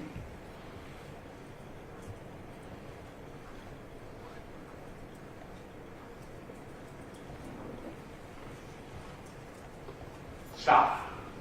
At this point in time, the trooper's car is completely in the right lane. We'll say 95% right lane. If the Nissan stops here, we don't have an accident. Now, the state's not going to tell you that. They don't want you to think about it. If we stop here, there's still not a collision. Because speed's not the issue. Speed's not the question. It's a two-car collision. It's not speed. If you wouldn't vehicular, stop. Now, the Nissan is now into the second lane. His front end is in the second lane. Had an opportunity to stop. Had an opportunity to veer. Had an opportunity to speed up. All of us have probably driven to a point like, oh, I gotta get out in front of this guy. I'm gonna get hit. We've all made that decision. That wasn't made here. That wasn't a choice. That wasn't a decision he made. You can continue.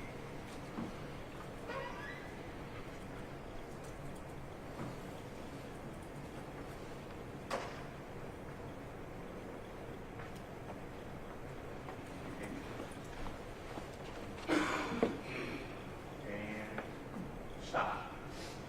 At this point in time, you can see in the front of that car. You can see Trooper Scott having disregard, or having regard for the passenger of the vehicle. He tries to go left. His training kicks in, he tries to go left. He tries to avoid it. And the state will have you believe that if he had just gone left, if he had just stayed straight, he had no clue with regards to the intersection but to drive through it. That's all. The duty that was not happening, the duty that was not obeyed, was the duty of the other driver. Thank you. Then we hear from Brown Blankenship, who was a sergeant who showed up on the scene. He too noticed alcohol on the scene. Yet another law enforcement officer. He said he wanted BAC from Dillon. We never got that. We got medical records. But he did escort my client, a trooper under his supervision, to the hospital. He did request a blood test to be drawn. And it happened. It was a consent. They didn't have to have a warrant. They didn't do any of those things. He consented. Next up, we had Joseph Clay Sims. Now, interesting enough, the state didn't bring Joseph Clay Sims. We did. Why? What does he say? He heard him throwing up. So it's not a creation of his memory. It's not creation for purposes of trial. He heard him throwing up. And he's the one who had to clean it up. And remember what he said, birthday cake vodka. Asked him, are you familiar with that smell? I was. Was there a lot of particulate in it? No. Now, if you believe the two young men, there should be cupcake in it. Maybe that's why that particular part of their testimony exists. There should be hamburger, chicken nuggets, french fries. They actually went to McDonald's. No. Liquid. Now, did he have a head injury? Sure did. Can that cause you to vomit? Sure can. Can drinking too much birthday cake vodka make you throw up? Sure can. And he testified to it. Then he heard from my client, A.J. Scott. He has dedicated his life to service. Got out of high school, went to the Marine Corps, served the country. Came out of the Marine Corps, went to Georgia State Patrol, served the state. His character was displayed in the dash cam videos of Graham Police Department. What does he do? And he testified to this. What does he do after this accident? What's the first thing he does? Turns on the blue light so other people know there's nothing. He calls them in. And what does he do? He doesn't figure out, oh, boy, I got to cover my story. I need to tell something. Oh, I need to tell somebody else. No. What's the first thing he does? Gets out of his car and he goes to the only side that he is certain somebody is the driver's side of the car. The car is smoking. He helps get the driver out. That tells you what you need to know about him.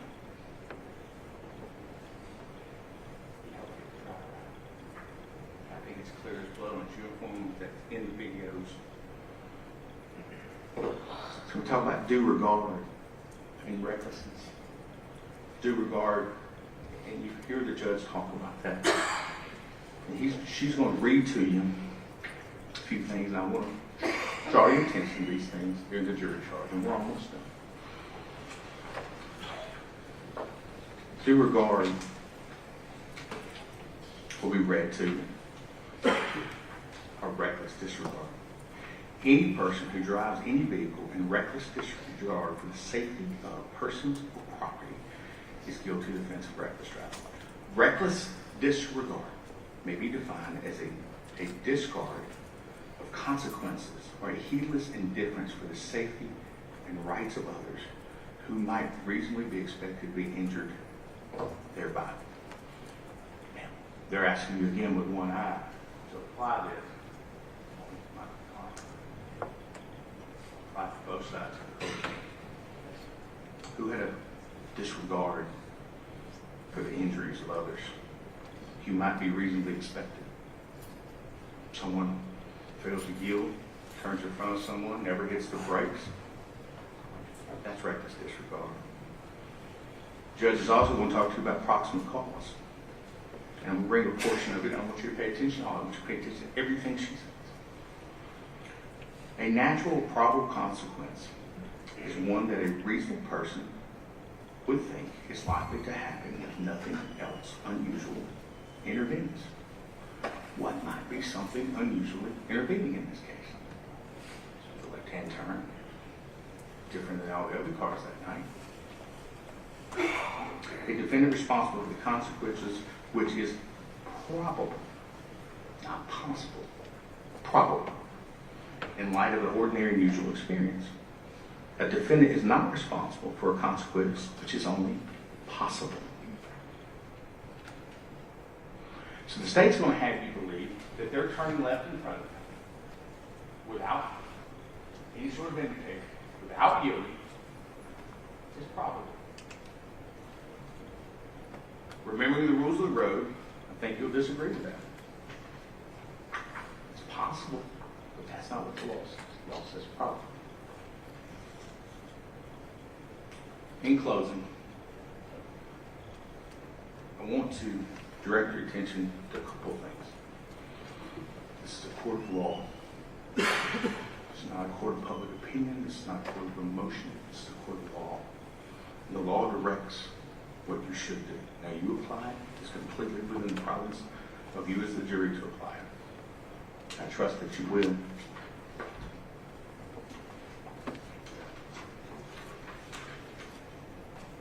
This is not a decision to be made by you guys. It's guided by emotion or sympathy, and the judge will tell you that. But your verdict, your job, is quality control. It's to speak the truth. Not an emotional decision, but a decision that is guided by law and by fact. You will hear within this jury instruction that there's a difference between authority and duty. And it's funny, we talked a lot about duty in this case. It's come up quite a bit. But the judge is going to talk to you about the duty to acquit and the authority to convict. That'll be the words that are used. Authority just means that you have the ability. You have the capacity. You are given permission. Duty is something else. Duty is something that you're required to do. Your jury service is a duty. When you sign up for the military, you have a duty station. You have a duty to yield when turning left. These are duties. And they mean more when they're duties versus when they're authorities. So, if you think about it, it's going to tell you how the duty to acquit. If the state does not meet their burden on each and every element of every indictment, every count of indictment, they've not met their duty. And the state, in their opening, mentioned about reasonable doubt. Reasonable doubt. That's what it says it is. I know we throw it around in this line of work. That's what it says it is, though. It's a doubt which a reasonable person can give a reason. Which a person can give a reason. And I think it's clear in this case that there is reasonable doubt from the beginning to the end. There's reasonable doubt, there are reasonable questions. And if you look at this evidence, and you look at the facts, and you look at it with both eyes, I just decided I want you to see. Both eyes. And you get a full picture. You get what the whole truth is. Ladies and gentlemen, you will understand in this case, my client is not guilty. The state has not met its burden. This was an accident. It was an accident. It was an accident. There's a two-car accident. Therefore, both drivers made the decision. Therefore, the weight, the consequence of this collision does not fall solely on him. The state of Georgia has made their decision. They've made their choice. They presented what they presented. They've written what they've written. They've indicted what they've indicted. But you have the opportunity. You have the ability, the authority, and the duty to make a determination that is the whole truth. And I trust that you do that. And I thank you again for your time, for your attention. I know this was not easy. Thank you for being kind. Thank you for paying attention throughout the trial. And I know sometimes they got very long, it got very tedious, so thank you for that. Thank you for listening, and I look forward to hearing from you when you render your verdict for not guilty. Thank you very much.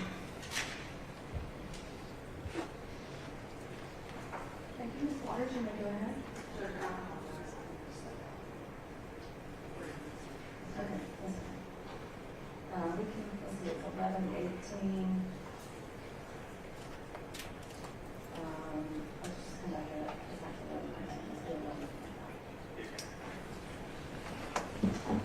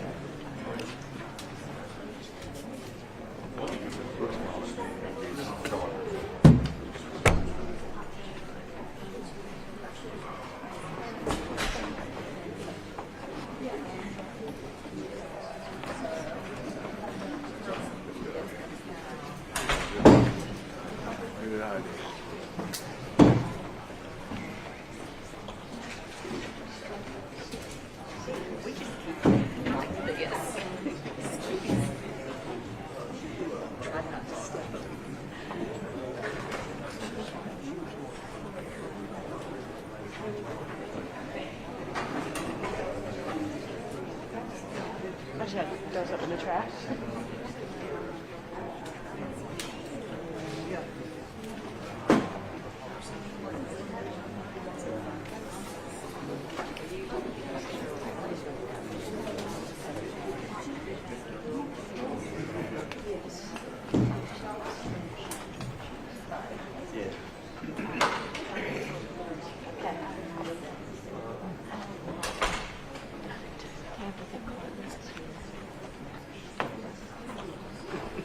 What is everybody doing?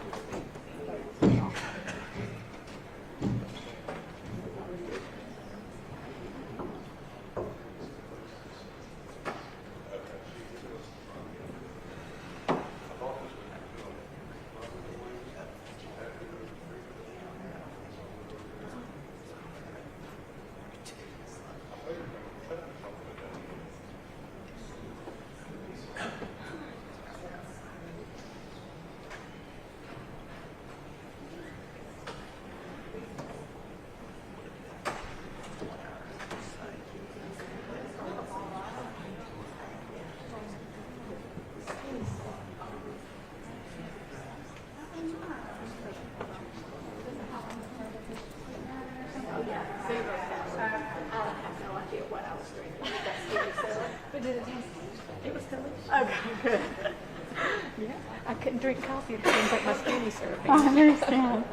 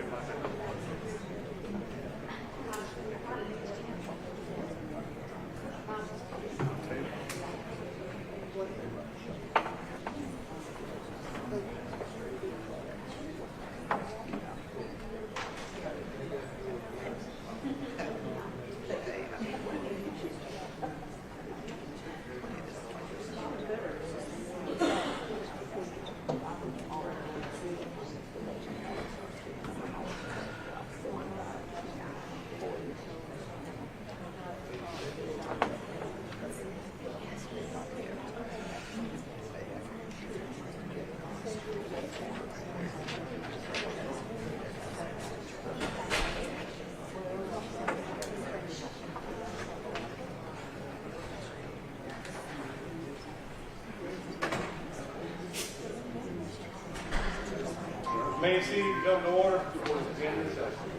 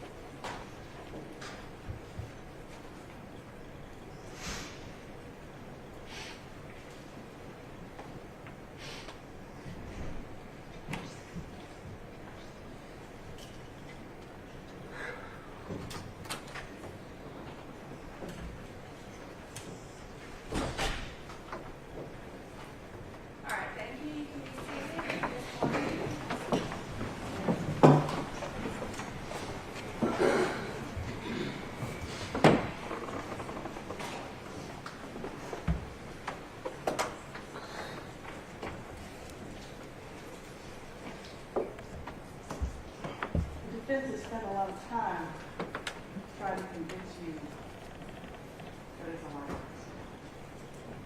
And while they say they want you to look with both of your eyes, they want you to look everywhere but at him.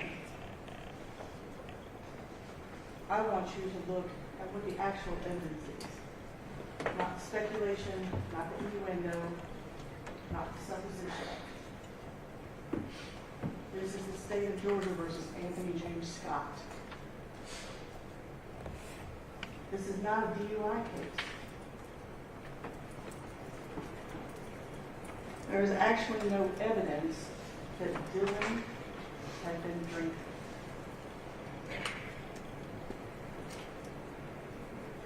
Sure, there's alcohol in the vehicle. Should it be there? Of course not. They're underage. They shouldn't drink. We were all young ones. We know what teenagers do. But the defense says there's alcohol in TJ Maxx. Oh wait, there's alcohol that we bought at the Kangaroo.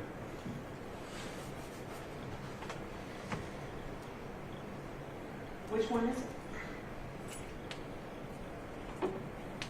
There's no evidence that Dylan Wall had been drinking. He threw up in the ambulance.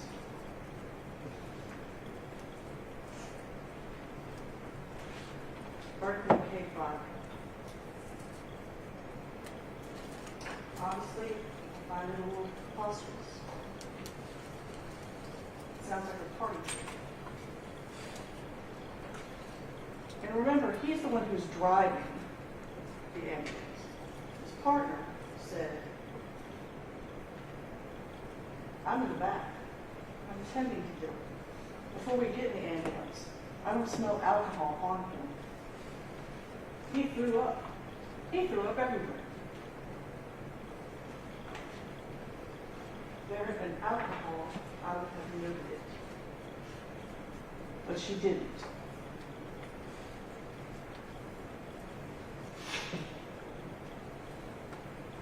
The defense wants to say that we contrived this birthday, this cupcakes, Riker's cupcakes. There's no reason to be cupcakes. Why is there cupcakes?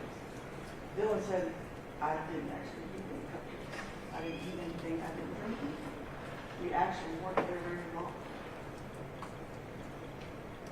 The defense says there's this big party going on. There's no evidence of any of that. These 5 kids go to TJ's house just to hang out. There's no evidence of some big throwdown. And if he had bought the beer at the Kangaroo, who's had time here?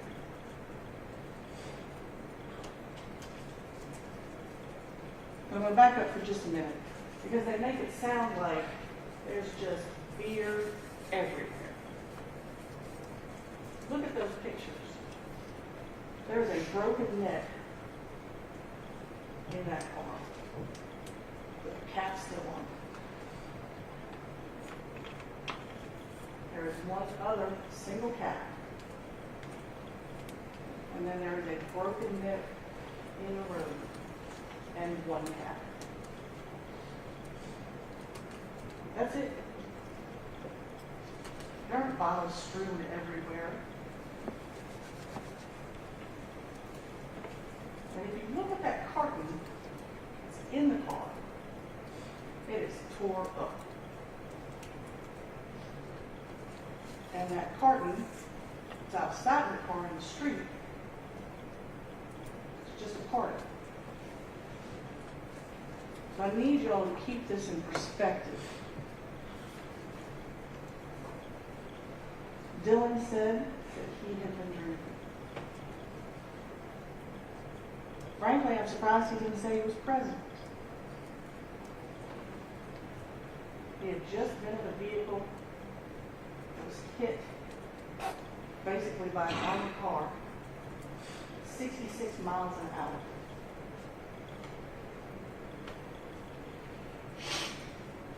It's hard to count that as reliable.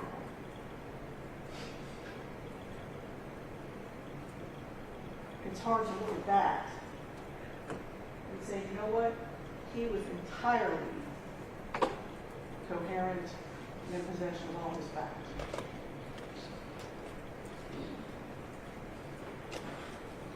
This is not a DUI case. Now, there's been a lot of talk about we didn't send blood to the GBI. Want to know why? Because there's no probable cause. The officers never had a legal basis to take Dylan's blood. And did any of the state patrol folks say they asked? They didn't. But legally, they never had the right. Trust me, it's not because they didn't want to. If they could have shown he was DUI, I guarantee you they would have. But having alcohol in the car is just not enough.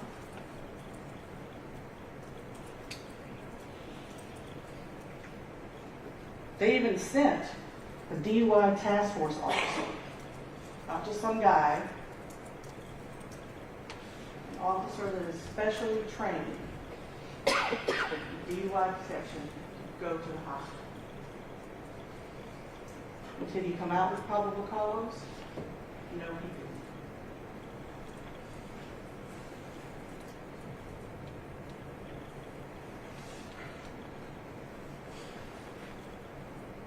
And despite Chad Barrow's apparent confusion of what probable cause is, all he ever had was a suspicion. Alcohol in the car, there's an accident involved. That's it. That's all there is. And that does not a DUI make.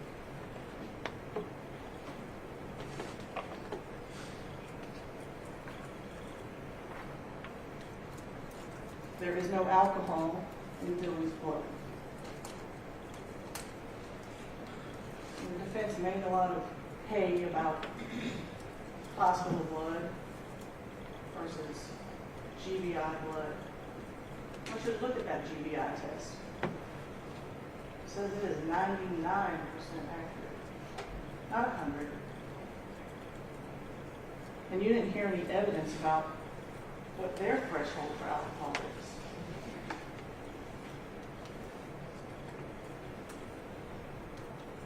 But I promise you, if the hospital is looking for alcohol, they're going to find it. They need to.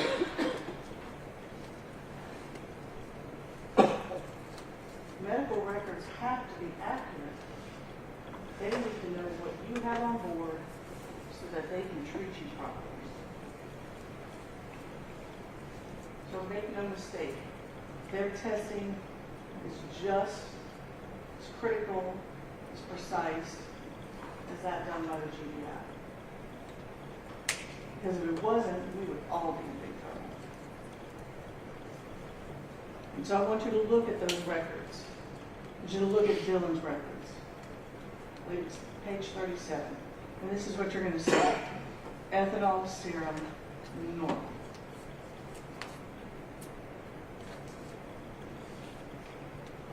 Value less than 10.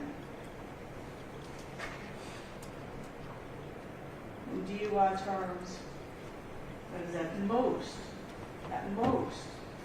less than 0.01.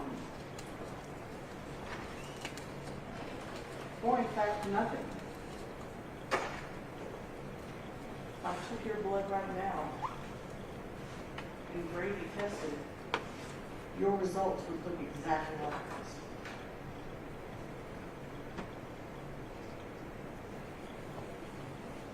Contrary to what the defense will have you believe, this is a case about speed. Because speed reduces your choices. Speed reduces your options. And ultimately, speed kills.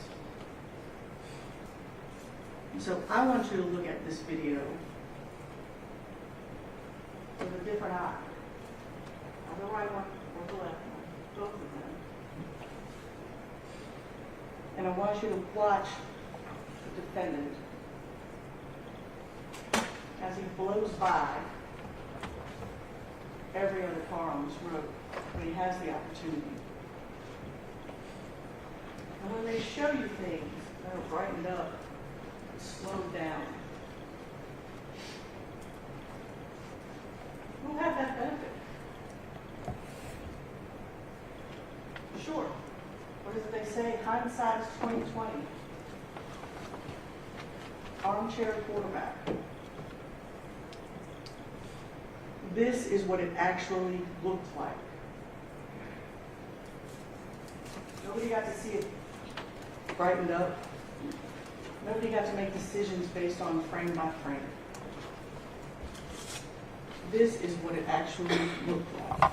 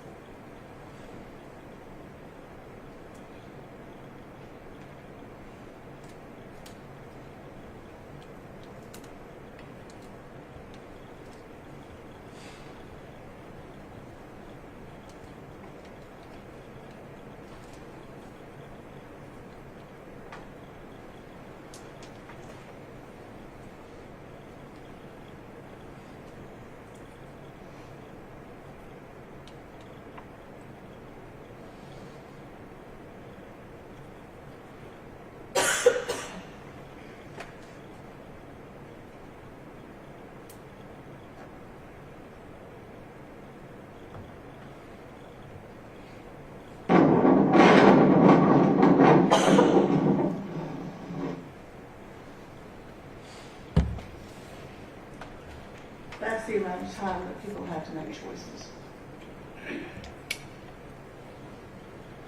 So, let's talk about the EDR. 5 seconds prior to impact, the defendant was doing 90 miles an hour. 90. 2 seconds prior to impact, he is doing 83. And an impact, 66. 66 miles an hour when he plows through those kids. I want to point out something to you, because I think we talked about it a little bit.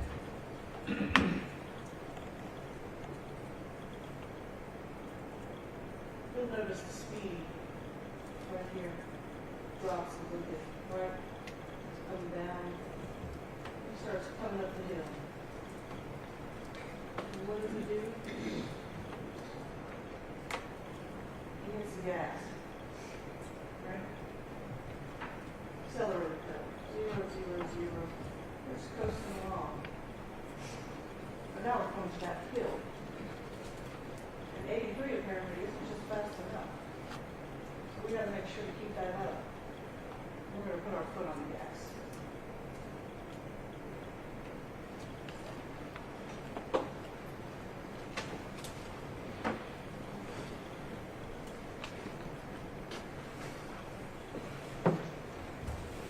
Now here's where we get to the crux of the matter, right? Failure to yield. Because the normal force of events, that's a real thing, right? I'm going to cross the roadway, I'm going to enter the roadway, right? I need to look for oncoming traffic.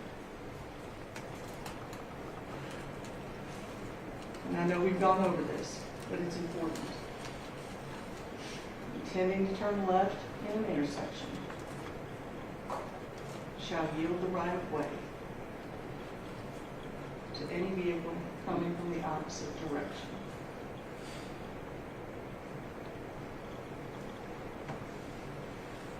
Which is within the intersection,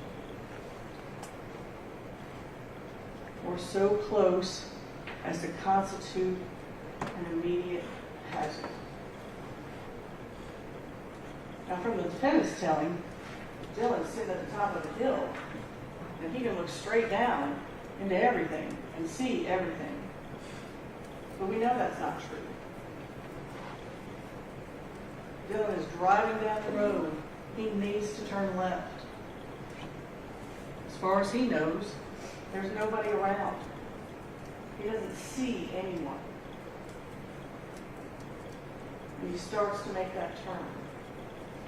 And by the way, just because he asked Ben, do you see anything?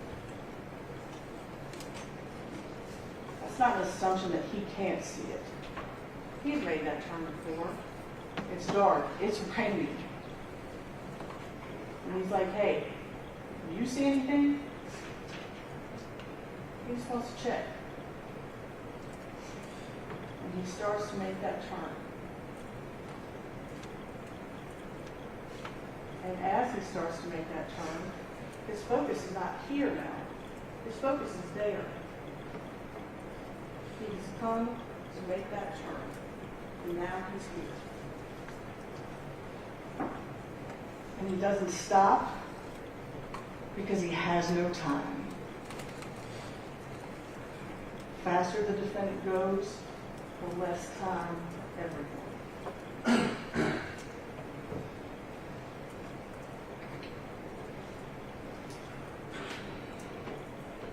And that right of sight, of course, does run both ways.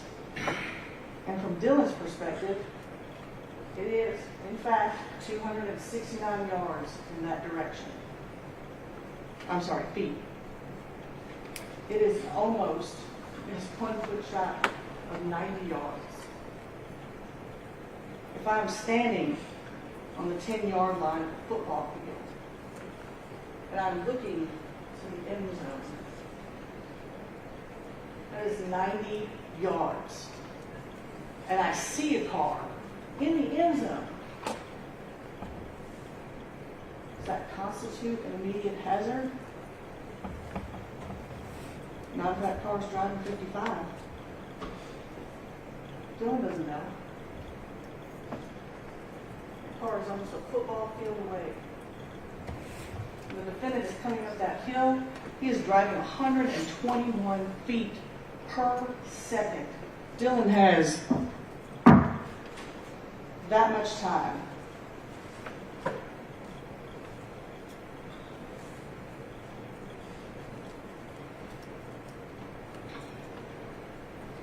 Now, I don't want to spend a lot of time on this because a lot of it, frankly, is preposterous.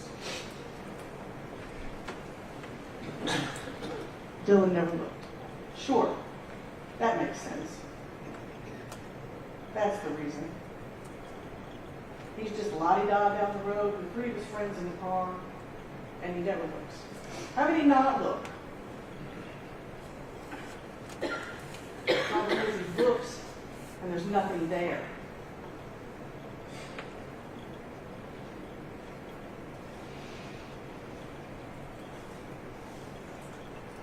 The alleged airbag mark.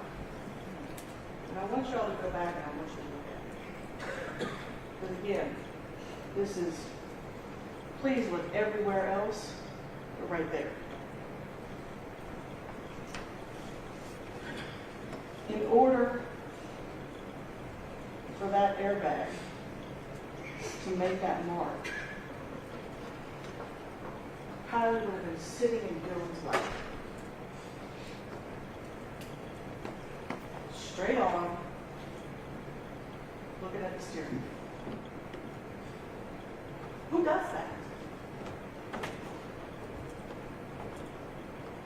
How does she fit there? Why would anybody think that's a good good idea. There are 4 people in a 4-person car. The idea that she is driving in Dylan's lap, or that Dylan is driving around her, is honestly offensive.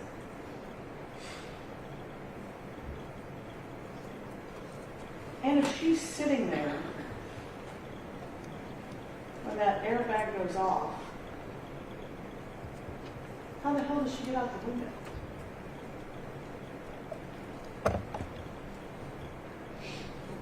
The driver's window is intact.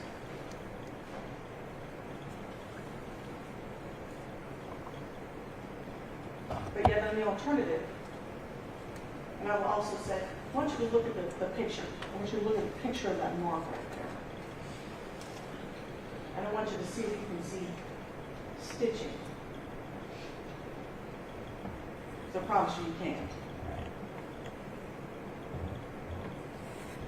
And that whole baseball analogy, everybody here's probably held a baseball at one time, you know?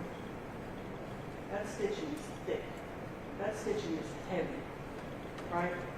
It's got to keep the cover on that ball when somebody knocks it out of the park. Stitching on that airbag, it's like the stitching on my jacket. And when he asked Dr. Darisaw about it, she said, sure, I've seen airbags injure people before. I've seen marks with bruises. I've never seen anything like that before.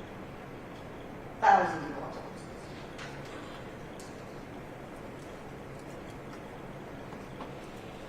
And then in the alternative, because it's clear that that airbag made that mark.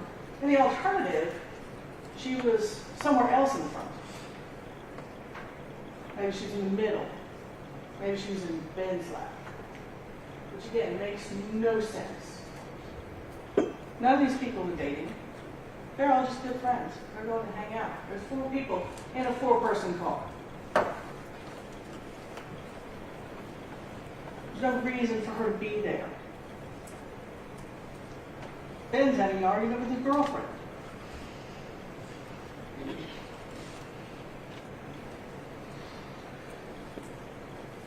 They want you to believe it's a lighthouse.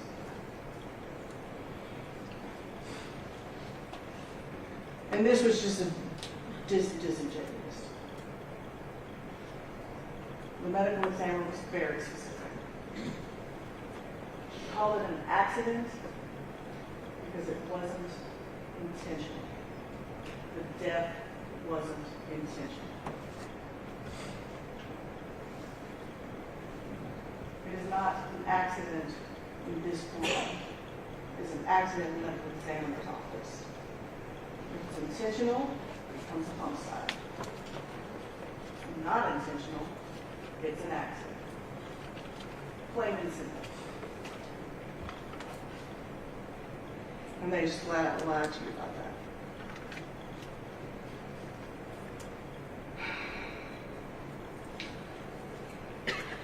So let's talk about the defendant.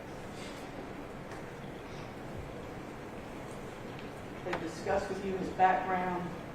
And he's a good guy. He did, he got out.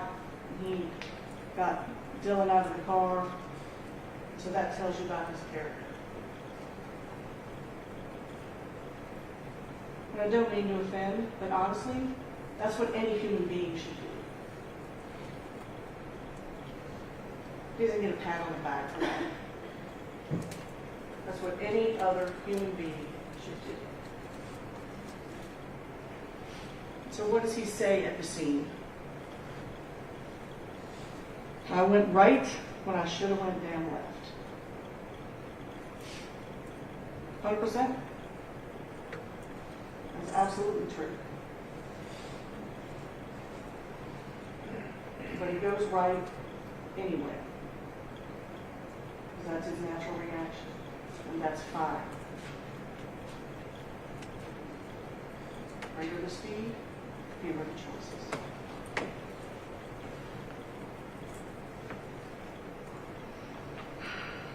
Now let's talk about Mr. Stone for a minute. He said the defendant had stayed in his lane, this collision wouldn't have happened. Also true.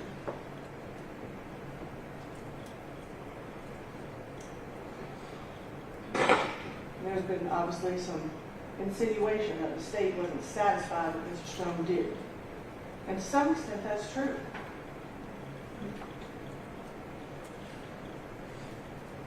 He went up to a certain point, and then he stopped. He went just so far as to say, you know, could have been this, could have been that. You know, that was the end of it.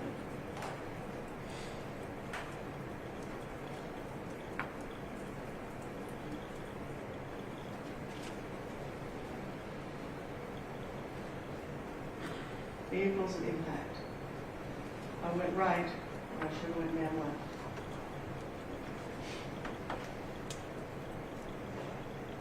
This is their diagram. And that Nissan is almost across the road.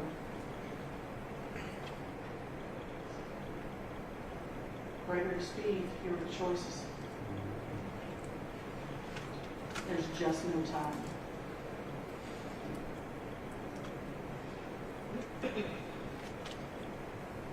You've watched the video. Watch it again if you want to. He is almost in that gore.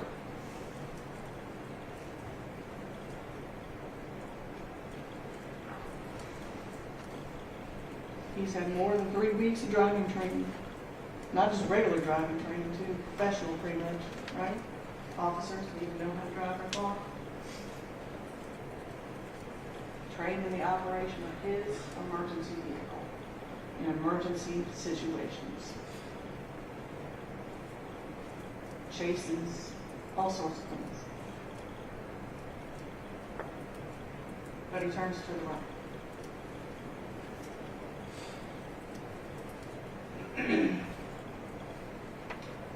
So Mr. Partenheimer,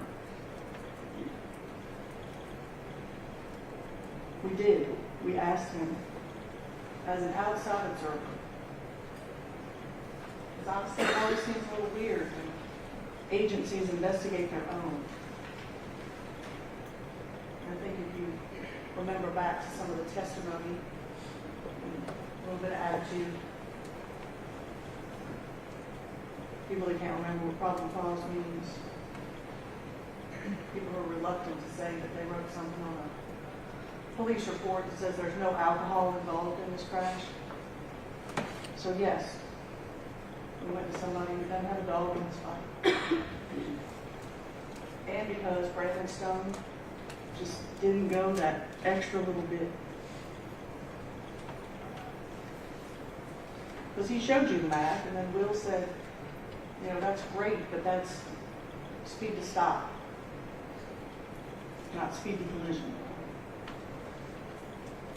So that's why we asked Will to take a look at it. And yes, he used some of the same measurements that Brandon used. There were many things that he did that were entirely accurate. But he went that one step further. He finished those calculations. The defendant had applied his brakes as he was steering to the right. He stops prior to impact and there is no crash.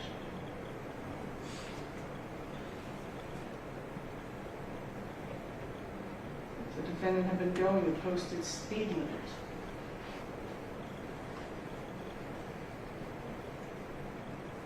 The Nissan clears the intersection and there is no crash.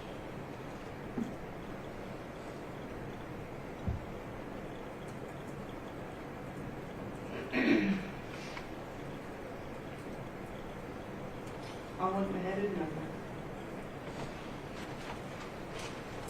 Obviously, that's the saddest part of all.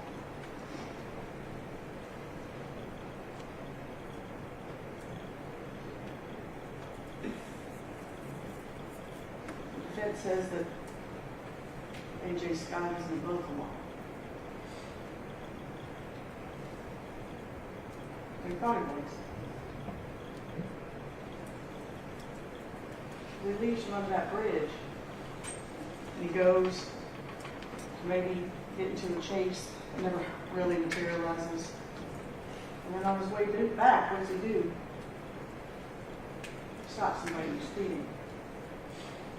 Just average Joe, like you would be. And then he heads on back to the bridge at 90 and 55. This is, in fact, about his choices. Dylan Wall didn't really do anything wrong.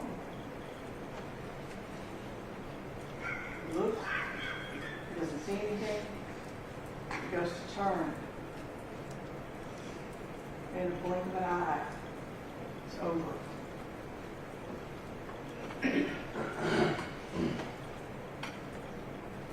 Tried real hard, y'all. That's the 55-mile-an-hour sign in that video that the defendant drives by. That's what it looks like at 90 miles an hour.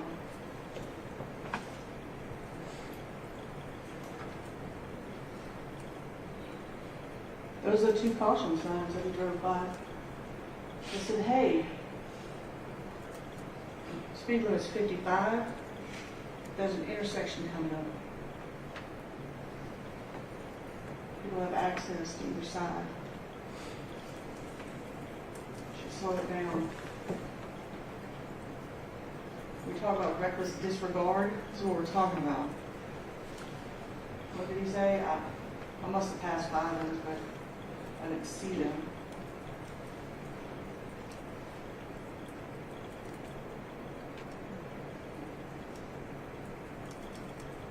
Clear as day.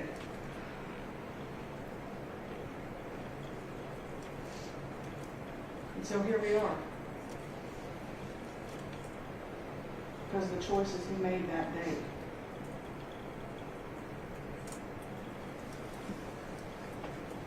The choices that changed people's lives.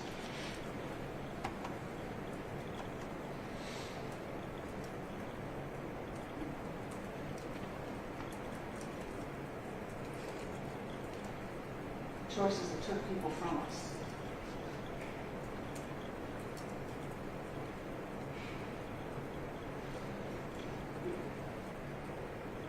He was speeding. He was reckless. He was responsible. Found guilty.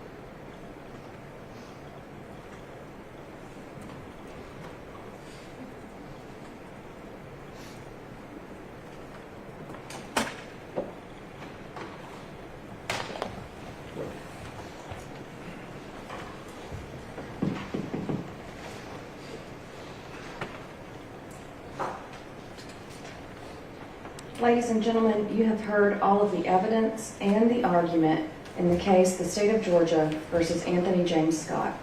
I will now charge you as to the law, which you should apply to the facts as you find them to be from the evidence presented. You should consider these charges along with those I have previously given to you. Mr. Stitcher, could you move that, please? Thank you. The defendant has been indicted as follows. Count 1, serious injury by vehicle. Count 2, serious injury by vehicle. Count 3, homicide by vehicle in the second degree. Count 4, homicide by vehicle in the second degree. Count 5, speeding. And count 6, reckless driving. You will have the indictment with you in the jury room, and I read it in detail at the outset of this case. To this indictment, the defendant has entered a plea of not guilty. The indictment and the plea form the issue that you are to decide. Neither the indictment nor the plea of not guilty should be considered as evidence. The length of time between the incident in this case and the trial is not to be considered. The defendant is presumed to be innocent until proven guilty. The defendant enters upon the trial of the case with a presumption of innocence in his favor. This presumption remains with the defendant until it is overcome by the state with evidence that is sufficient to convince you beyond a reasonable doubt that the defendant is guilty of the offenses charged. No person shall be convicted of any crime unless and until each element of the crime is proven beyond a reasonable doubt. The burden of proof rests upon the state to prove every material allegation of the indictment and every essential element of the crime charged beyond a reasonable doubt. There is no burden of proof upon the defendant whatsoever, and the burden never shifts to the defendant to prove his innocence. The defendant in a criminal case is under no duty to testify or to present any evidence tending to prove his innocence. While the law requires the state to prove the defendant's guilt to your satisfaction beyond a reasonable doubt, the law does not require the state to prove the defendant's guilt to an absolute or mathematical certainty. A reasonable doubt means just what it says. It is the doubt of a fair-minded, impartial juror honestly seeking the truth. It is a doubt based upon common sense and reason. It does not mean a vague or arbitrary doubt, but it is a doubt for which a reason can be given, arising from a consideration of the evidence, a lack of evidence, a conflict in the evidence, or any combination of these. Simply stated, it is the doubt of a reasonable juror. After giving consideration to all the facts and circumstances of this case, if your minds are wavering, unsettled, or unsatisfied, then that is a doubt of the law, and you must acquit the defendant. But if that doubt does not exist in your minds as to the guilt of the accused, then you would be authorized to convict the defendant. If the state fails to prove the defendant's guilt beyond a reasonable doubt, it would be your duty to acquit the defendant. It is my duty and responsibility to determine the law that applies to this case and to instruct you on that law. You are bound by these instructions.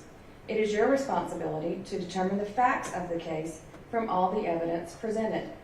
Then you must apply the law that I give you in this charge to the facts as you find them to be. Your oath requires that you will decide this case based on the evidence. Evidence is the means by which any fact that is put in issue is established or disproved. Evidence includes all of the testimony of the witnesses and any exhibits admitted during the trial. Evidence does not include the indictment, the plea of not guilty, opening or closing remarks of the attorneys, or questions asked by the attorneys. Direct evidence is that which may be seen or heard or otherwise directly sensed, such as by smell or taste or touch.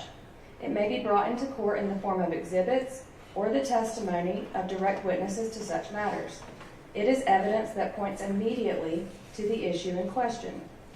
When direct evidence, by inference, points to an obvious, likely, or reasonable conclusion, even though that conclusion was not directly seen, heard, smelled, tasted, or touched, that is said to be circumstantial or indirect evidence.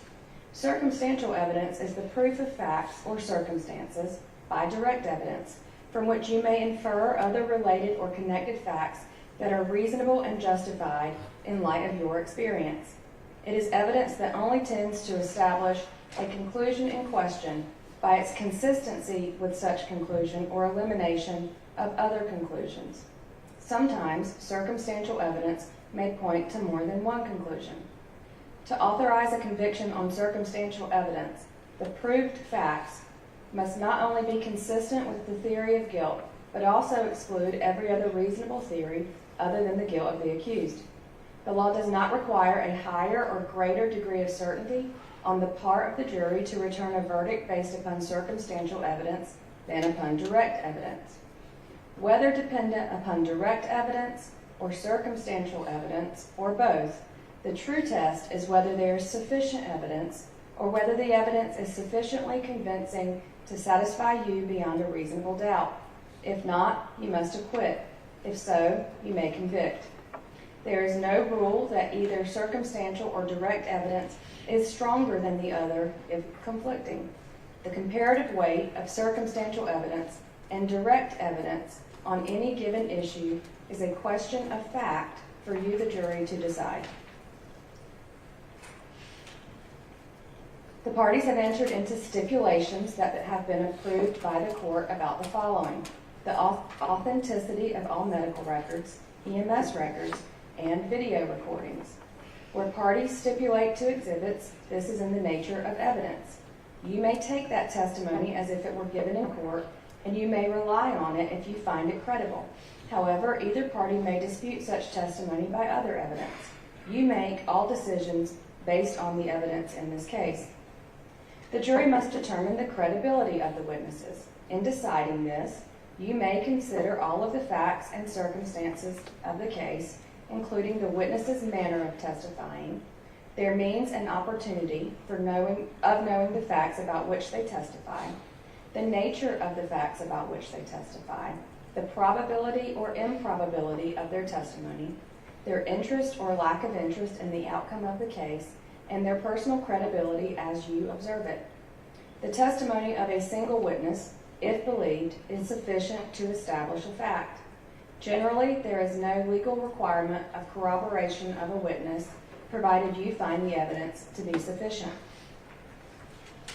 Testimony has been given in this case by certain witnesses who are termed experts. Expert witnesses are those who, because of their training and experience, possess knowledge in a particular field that is not common knowledge or known to the average citizen. The law permits expert witnesses to give their opinions based upon that training and experience. You are not required to accept the testimony of any witness, expert or otherwise. Testimony of an expert, like that of all witnesses, is to be given only such weight and credit as you think it is properly entitled to receive. To impeach a witness is to show that the witness is unworthy of belief. A witness may be impeached by disproving the facts to which the witness testified. Your assessment of a trial witness's credibility may be affected by comparing or contrasting that testimony to statements or testimony of the same witness before the trial started. It is for you to decide whether there is a reasonable explanation for any inconsistency in a witness's pretrial statements and testimony when compared to the same witness's trial testimony. As with all issues of witness credibility, you, the jury, must apply your common sense and reason to decide what testimony you believe or do not believe. The defendant in a criminal case may take the stand and testify and be examined and cross-examined as any other witness. You should evaluate such testimony as you would that of any other witness. This defendant is charged with crimes against the laws of this state. A crime is a violation of a statute of this state in which there is a joint operation of an act and intention. Intent is an essential element of any crime and must be proved by the state beyond a reasonable doubt. Intent may be shown in many ways, provided you, the jury, believe that it existed from the proven facts before you. It may be inferred from the proven circumstances or by acts and conduct, or it may be, in your discretion, inferred when it is the natural and necessary consequence of the act. Whether or not you draw such an inference is a matter solely within your discretion. Reckless driving charges are strict liability offenses, meaning that they can be committed without a culpable mental state. The intent at issue is simply the intent to commit the act that the statute prohibits, i.e., driving in a specific way and not the intent to commit the crime itself. In the context of reckless driving, the state will have met its burden of proof as to the defendant's criminal intent if you find beyond a reasonable doubt that the defendant intentionally drove his vehicle while a set of surrounding circumstances rendered the manner in which he drove reckless as defined in this charge. The state is not required to prove that the defendant intended to drive recklessly or even that he knew he was doing so. This defendant will not be presumed to have acted with criminal intent, but you may find such intention or the absence of it upon a consideration of words, conduct, demeanor, motive, and other circumstances connected with the act for which the accused is being prosecuted. Every person is presumed to be of sound mind and discretion, but this presumption may be rebutted. You may infer, if you wish to do so, that the acts of a person of sound mind and discretion are the product of that person's will, and a person of sound mind and discretion intends the natural and probable consequences of those acts. Whether or not you make such inference or inferences is a matter solely within the discretion of the jury. To find the defendant guilty of serious injury by vehicle and/or homicide by vehicle in the second degree, the state must prove that the defendant's criminal conduct was the proximate cause of the injury and/or death. To prove proximate cause, the evidence must show The criminal conduct played a substantial part in bringing about or actually causing causing the injury and or death. The evidence must also show that the injury and or death happened in a way that was reasonably foreseeable. For the injury and or death to be reasonably foreseeable, it must have happened as a direct result of the defendant's criminal conduct or as a natural or probable consequence of his criminal conduct. A natural or probable consequence is one that a reasonable person would think is likely to happen if nothing unusual intervenes. A defendant is responsible for a consequence which is probable in light of ordinary and usual experience. A defendant is not responsible for a consequence which is only possible in light of occasional experience. In deciding whether a consequence is natural or probable, you should consider all of the facts and circumstances of the case in the light of ordinary, usual experience. The law provides that criminal actions shall be tried in the county in which the crime was committed. Venue, that is, the crime was committed in Carroll County, Georgia, is a jurisdictional fact that must be proved by the state beyond a reasonable doubt as to each crime charged in the indictment, just as any element of the offenses. Venue must be proved by direct or circumstantial evidence, or both. Identity is a question of fact for you to determine. Your determination of identity is dependent upon the credibility of the witness or witnesses offered for this purpose.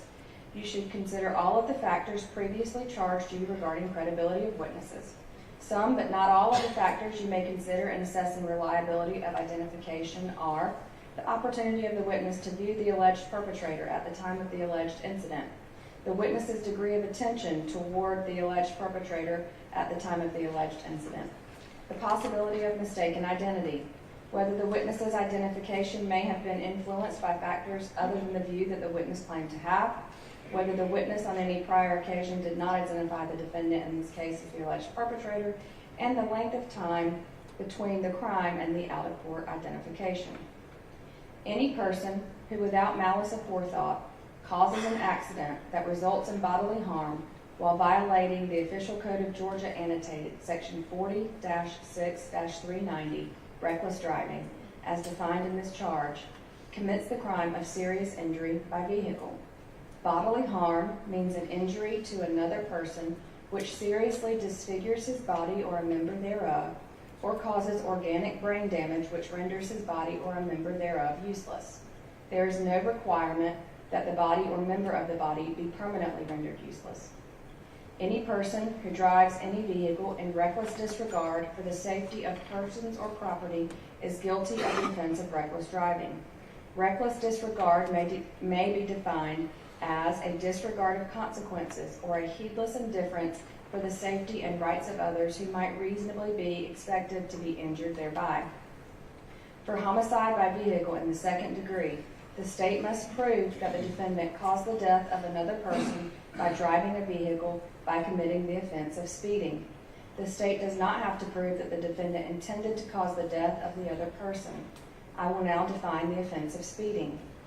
No person shall drive a vehicle at a speed greater than is reasonable and careful under the conditions and having regard for actual and potential hazards.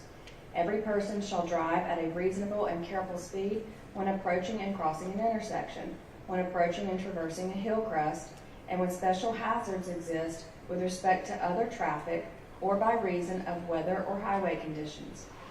The driver of a vehicle intending to turn to the left within an intersection shall yield the right of way to any vehicle approaching from the opposite direction which is within the intersection or so close thereto as to constitute an immediate hazard. No person shall drive a vehicle when it is so loaded as to obstruct the view of the driver to the front or sides of the vehicle or as to interfere with the driver's control over the driving mechanism of the vehicle. No passenger in a vehicle shall ride in such position or commit any act as to interfere with the driver's view ahead or to the sides or to interfere with his control over the driving mechanism of the vehicle. Count 1. If, after considering the testimony and evidence presented to you, together with the charge of the court, you should find and believe beyond a reasonable doubt that the defendant in Carroll County, Georgia, did, on or about the 26th day of September 2015, commit serious injury by vehicle as alleged in count 1 of the indictment, you would be authorized to find the defendant guilty. In that event, the form of your verdict would be, we the jury find the defendant guilty. If you do not believe that the defendant is guilty of committing the act of serious injury by vehicle as alleged in count 1 of the indictment, or if you have any reasonable doubt as to the defendant's guilt, then it would be your duty to acquit the defendant, in which event the form of your verdict would be, we the jury find the defendant not guilty. Count 2.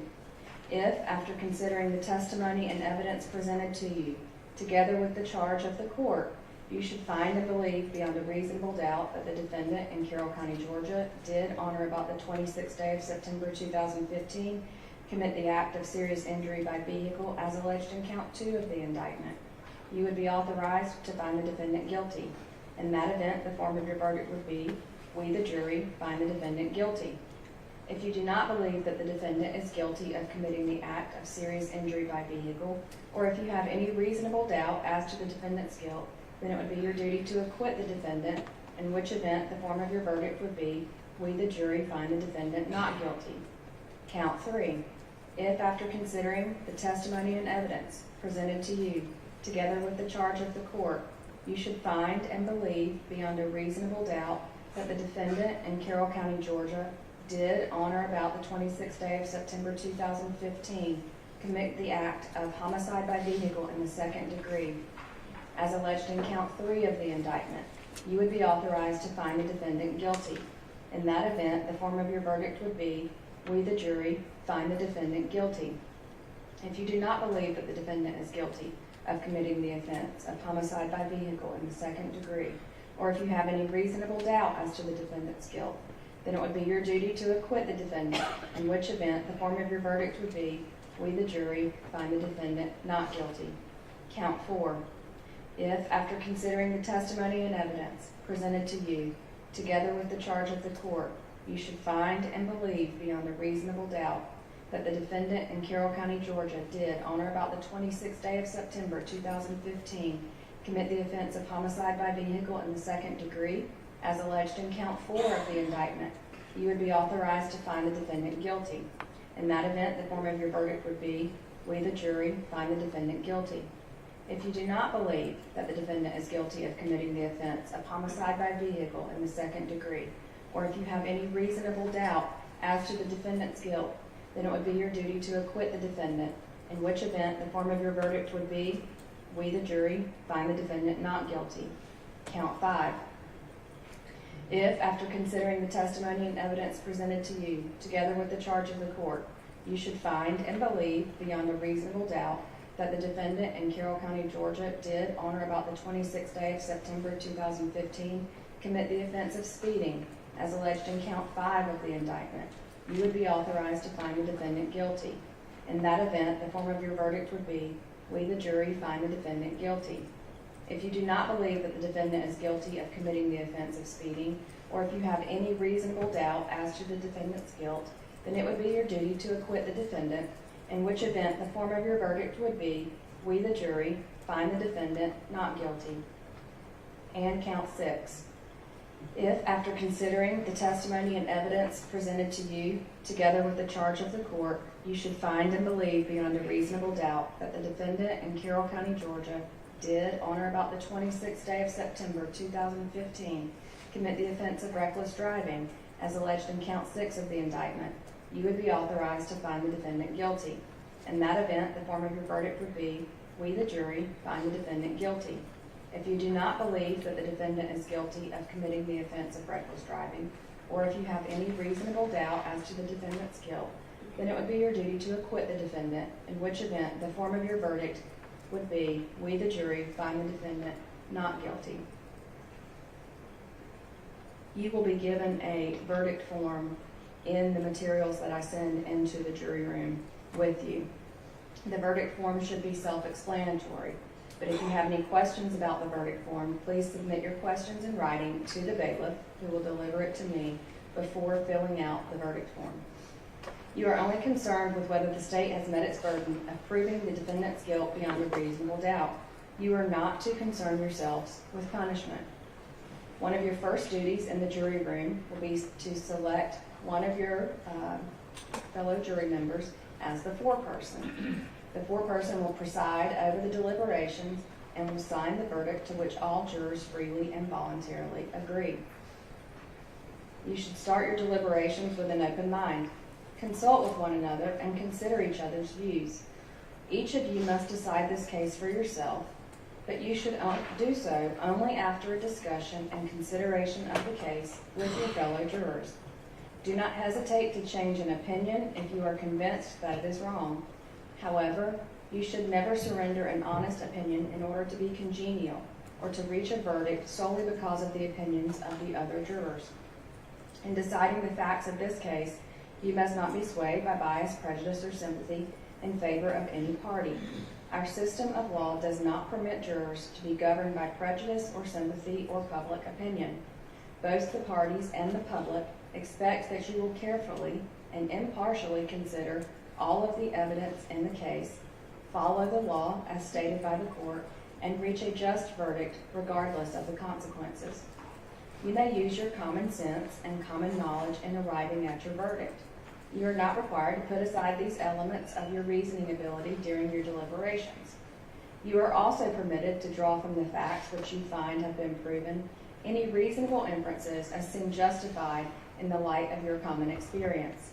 Your verdict should be a true verdict based upon your opinion of the evidence according to the law given you in this charge.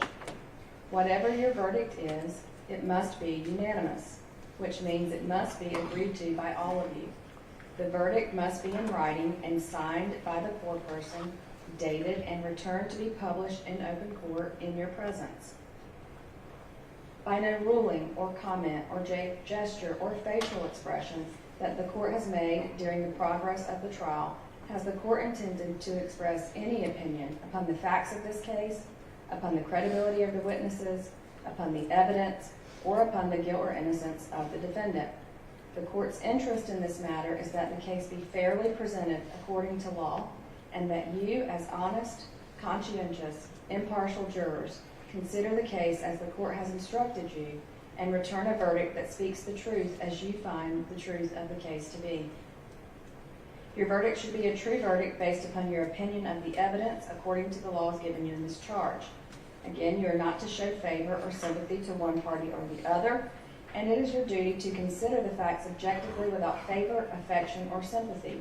In deciding the case, you should also not be influenced by sympathy or prejudice because of race, creed, color, religion, national origin, sexual preference, local or remote residence, or economic status for or against any party. All persons stand equal before the law. In a court of justice, all persons are to be dealt with as equals. During your deliberations, you must not communicate with or provide information to anyone by any means about this case. You may not use any electronic devices or media to communicate to anyone any information about this case or to conduct any research about this case until I accept your verdict. This will apply to the deliberating jurors and also the two of you that will be the alternate jurors. I will explain that to you right now. The last jurors in a case, which would be jurors number, Miss Lauren Graham and Artis Fournier. Those are the last two jurors selected, and they will be designated as our alternate jurors. Alternate jurors are selected and impaneled to fill any vacancy created on the jury panel during the trial and deliberations, which may occur if the court finds it necessary to excuse a juror for some legal cause, including injury, death, or some other reason. The purpose of that is to make sure that there would be enough jurors to deliberate the case. In the absence of a sitting juror being excused so as to create a vacancy, the alternate jurors will not participate in the jury deliberations because the jury of 12 is complete. I will ask that the bailiff seat our alternate jurors away from the other jurors during the deliberations, unless and until one of the jurors is excused from service during the deliberations. Again, our alternate jurors, alternate number 1, Ms. Lauren Graham, and alternate number 2, Ms. Artis Fournier.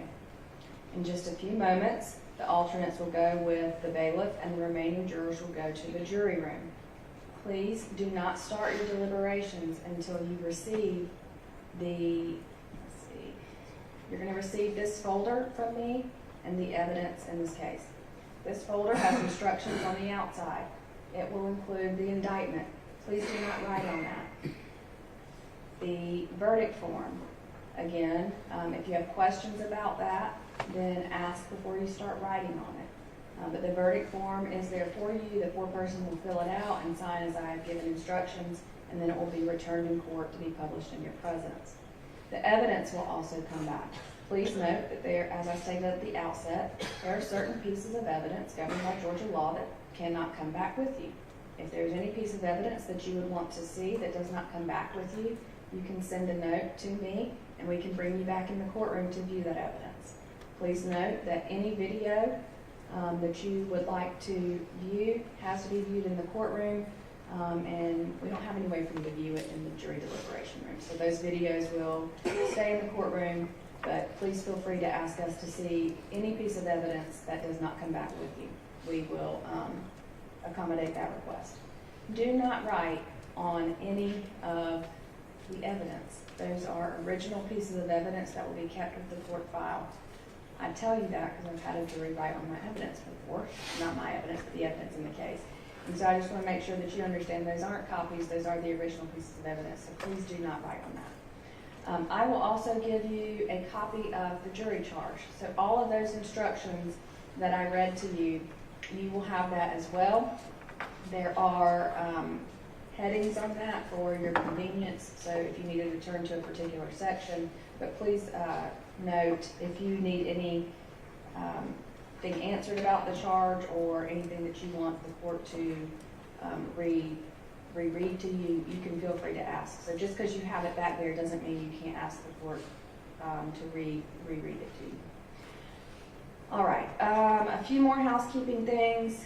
You can only deliberate while all 12 of you are in the jury room. So if someone needs to go to the restroom, you have to stop your deliberations. You can't keep going in the absence, even for just a few seconds, even for a few minutes. You can talk about anything you want to, but you can't talk about this case unless all 12 jurors are in the room deliberating. And let's see. Once I send back this folder and all the evidence, then you may begin your deliberations. This process usually takes us about 10 minutes to get all of this back to you. It is 12:36. I'm not going to put you all on the spot here. Once I release you to go into deliberations, if you would like to take a lunch break, y'all talk about it, tell the bailiff, she'll let me know. If you want to go straight into deliberations, you may. But if you want to take a lunch break and come back, you can do that also because of where we are in the case. But I'm going to leave that up to y'all and let the bailiff tell me.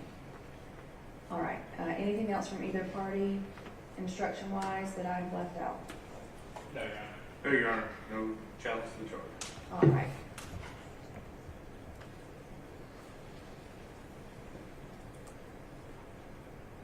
Two small things. You can take a break from deliberations when you want to. So if you need a quick break, you want to walk outside the deliberation room, you can do that. And also, I'm not sure I said this, but I'll go ahead and say it again, just to make sure. If you have any questions while you're deliberating, put those in writing. And please note that those questions will be given to me. They will be filed as a court's exhibit, and I'll have to read them in the case. But if you have the questions that you want to ask the court, please feel free to send a note, give it to the bailiff, and the bailiff will give it to me, and we'll address it as the law requires. All right, so Ms. Duncan's going to let me know if y'all want a lunch break, and then you may go ahead and, let me see, Ms. Fournier and Ms. Graham. Ms. Graham. If you will just hang back for just a second, the deliberating jurors can go in the jury room, and then the, who's going to take my alternate? Mr. Pope? All right. So Mr. Pope will take the alternating jurors. All right, thank you very much. Maybe.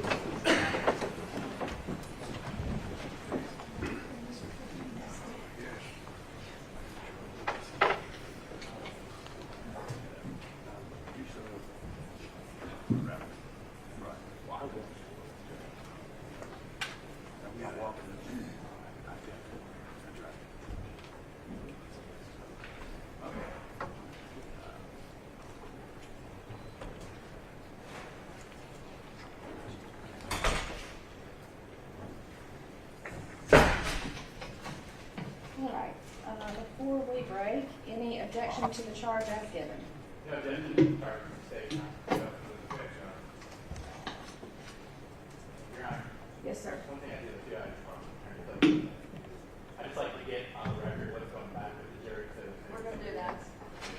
Oh, very good. Yes, I do that. We go over it and make sure that there's a list on the record. I've marked some that I believe would be kept out, but we'll go over that. And let's see, that's what I'm getting ready to do right now. So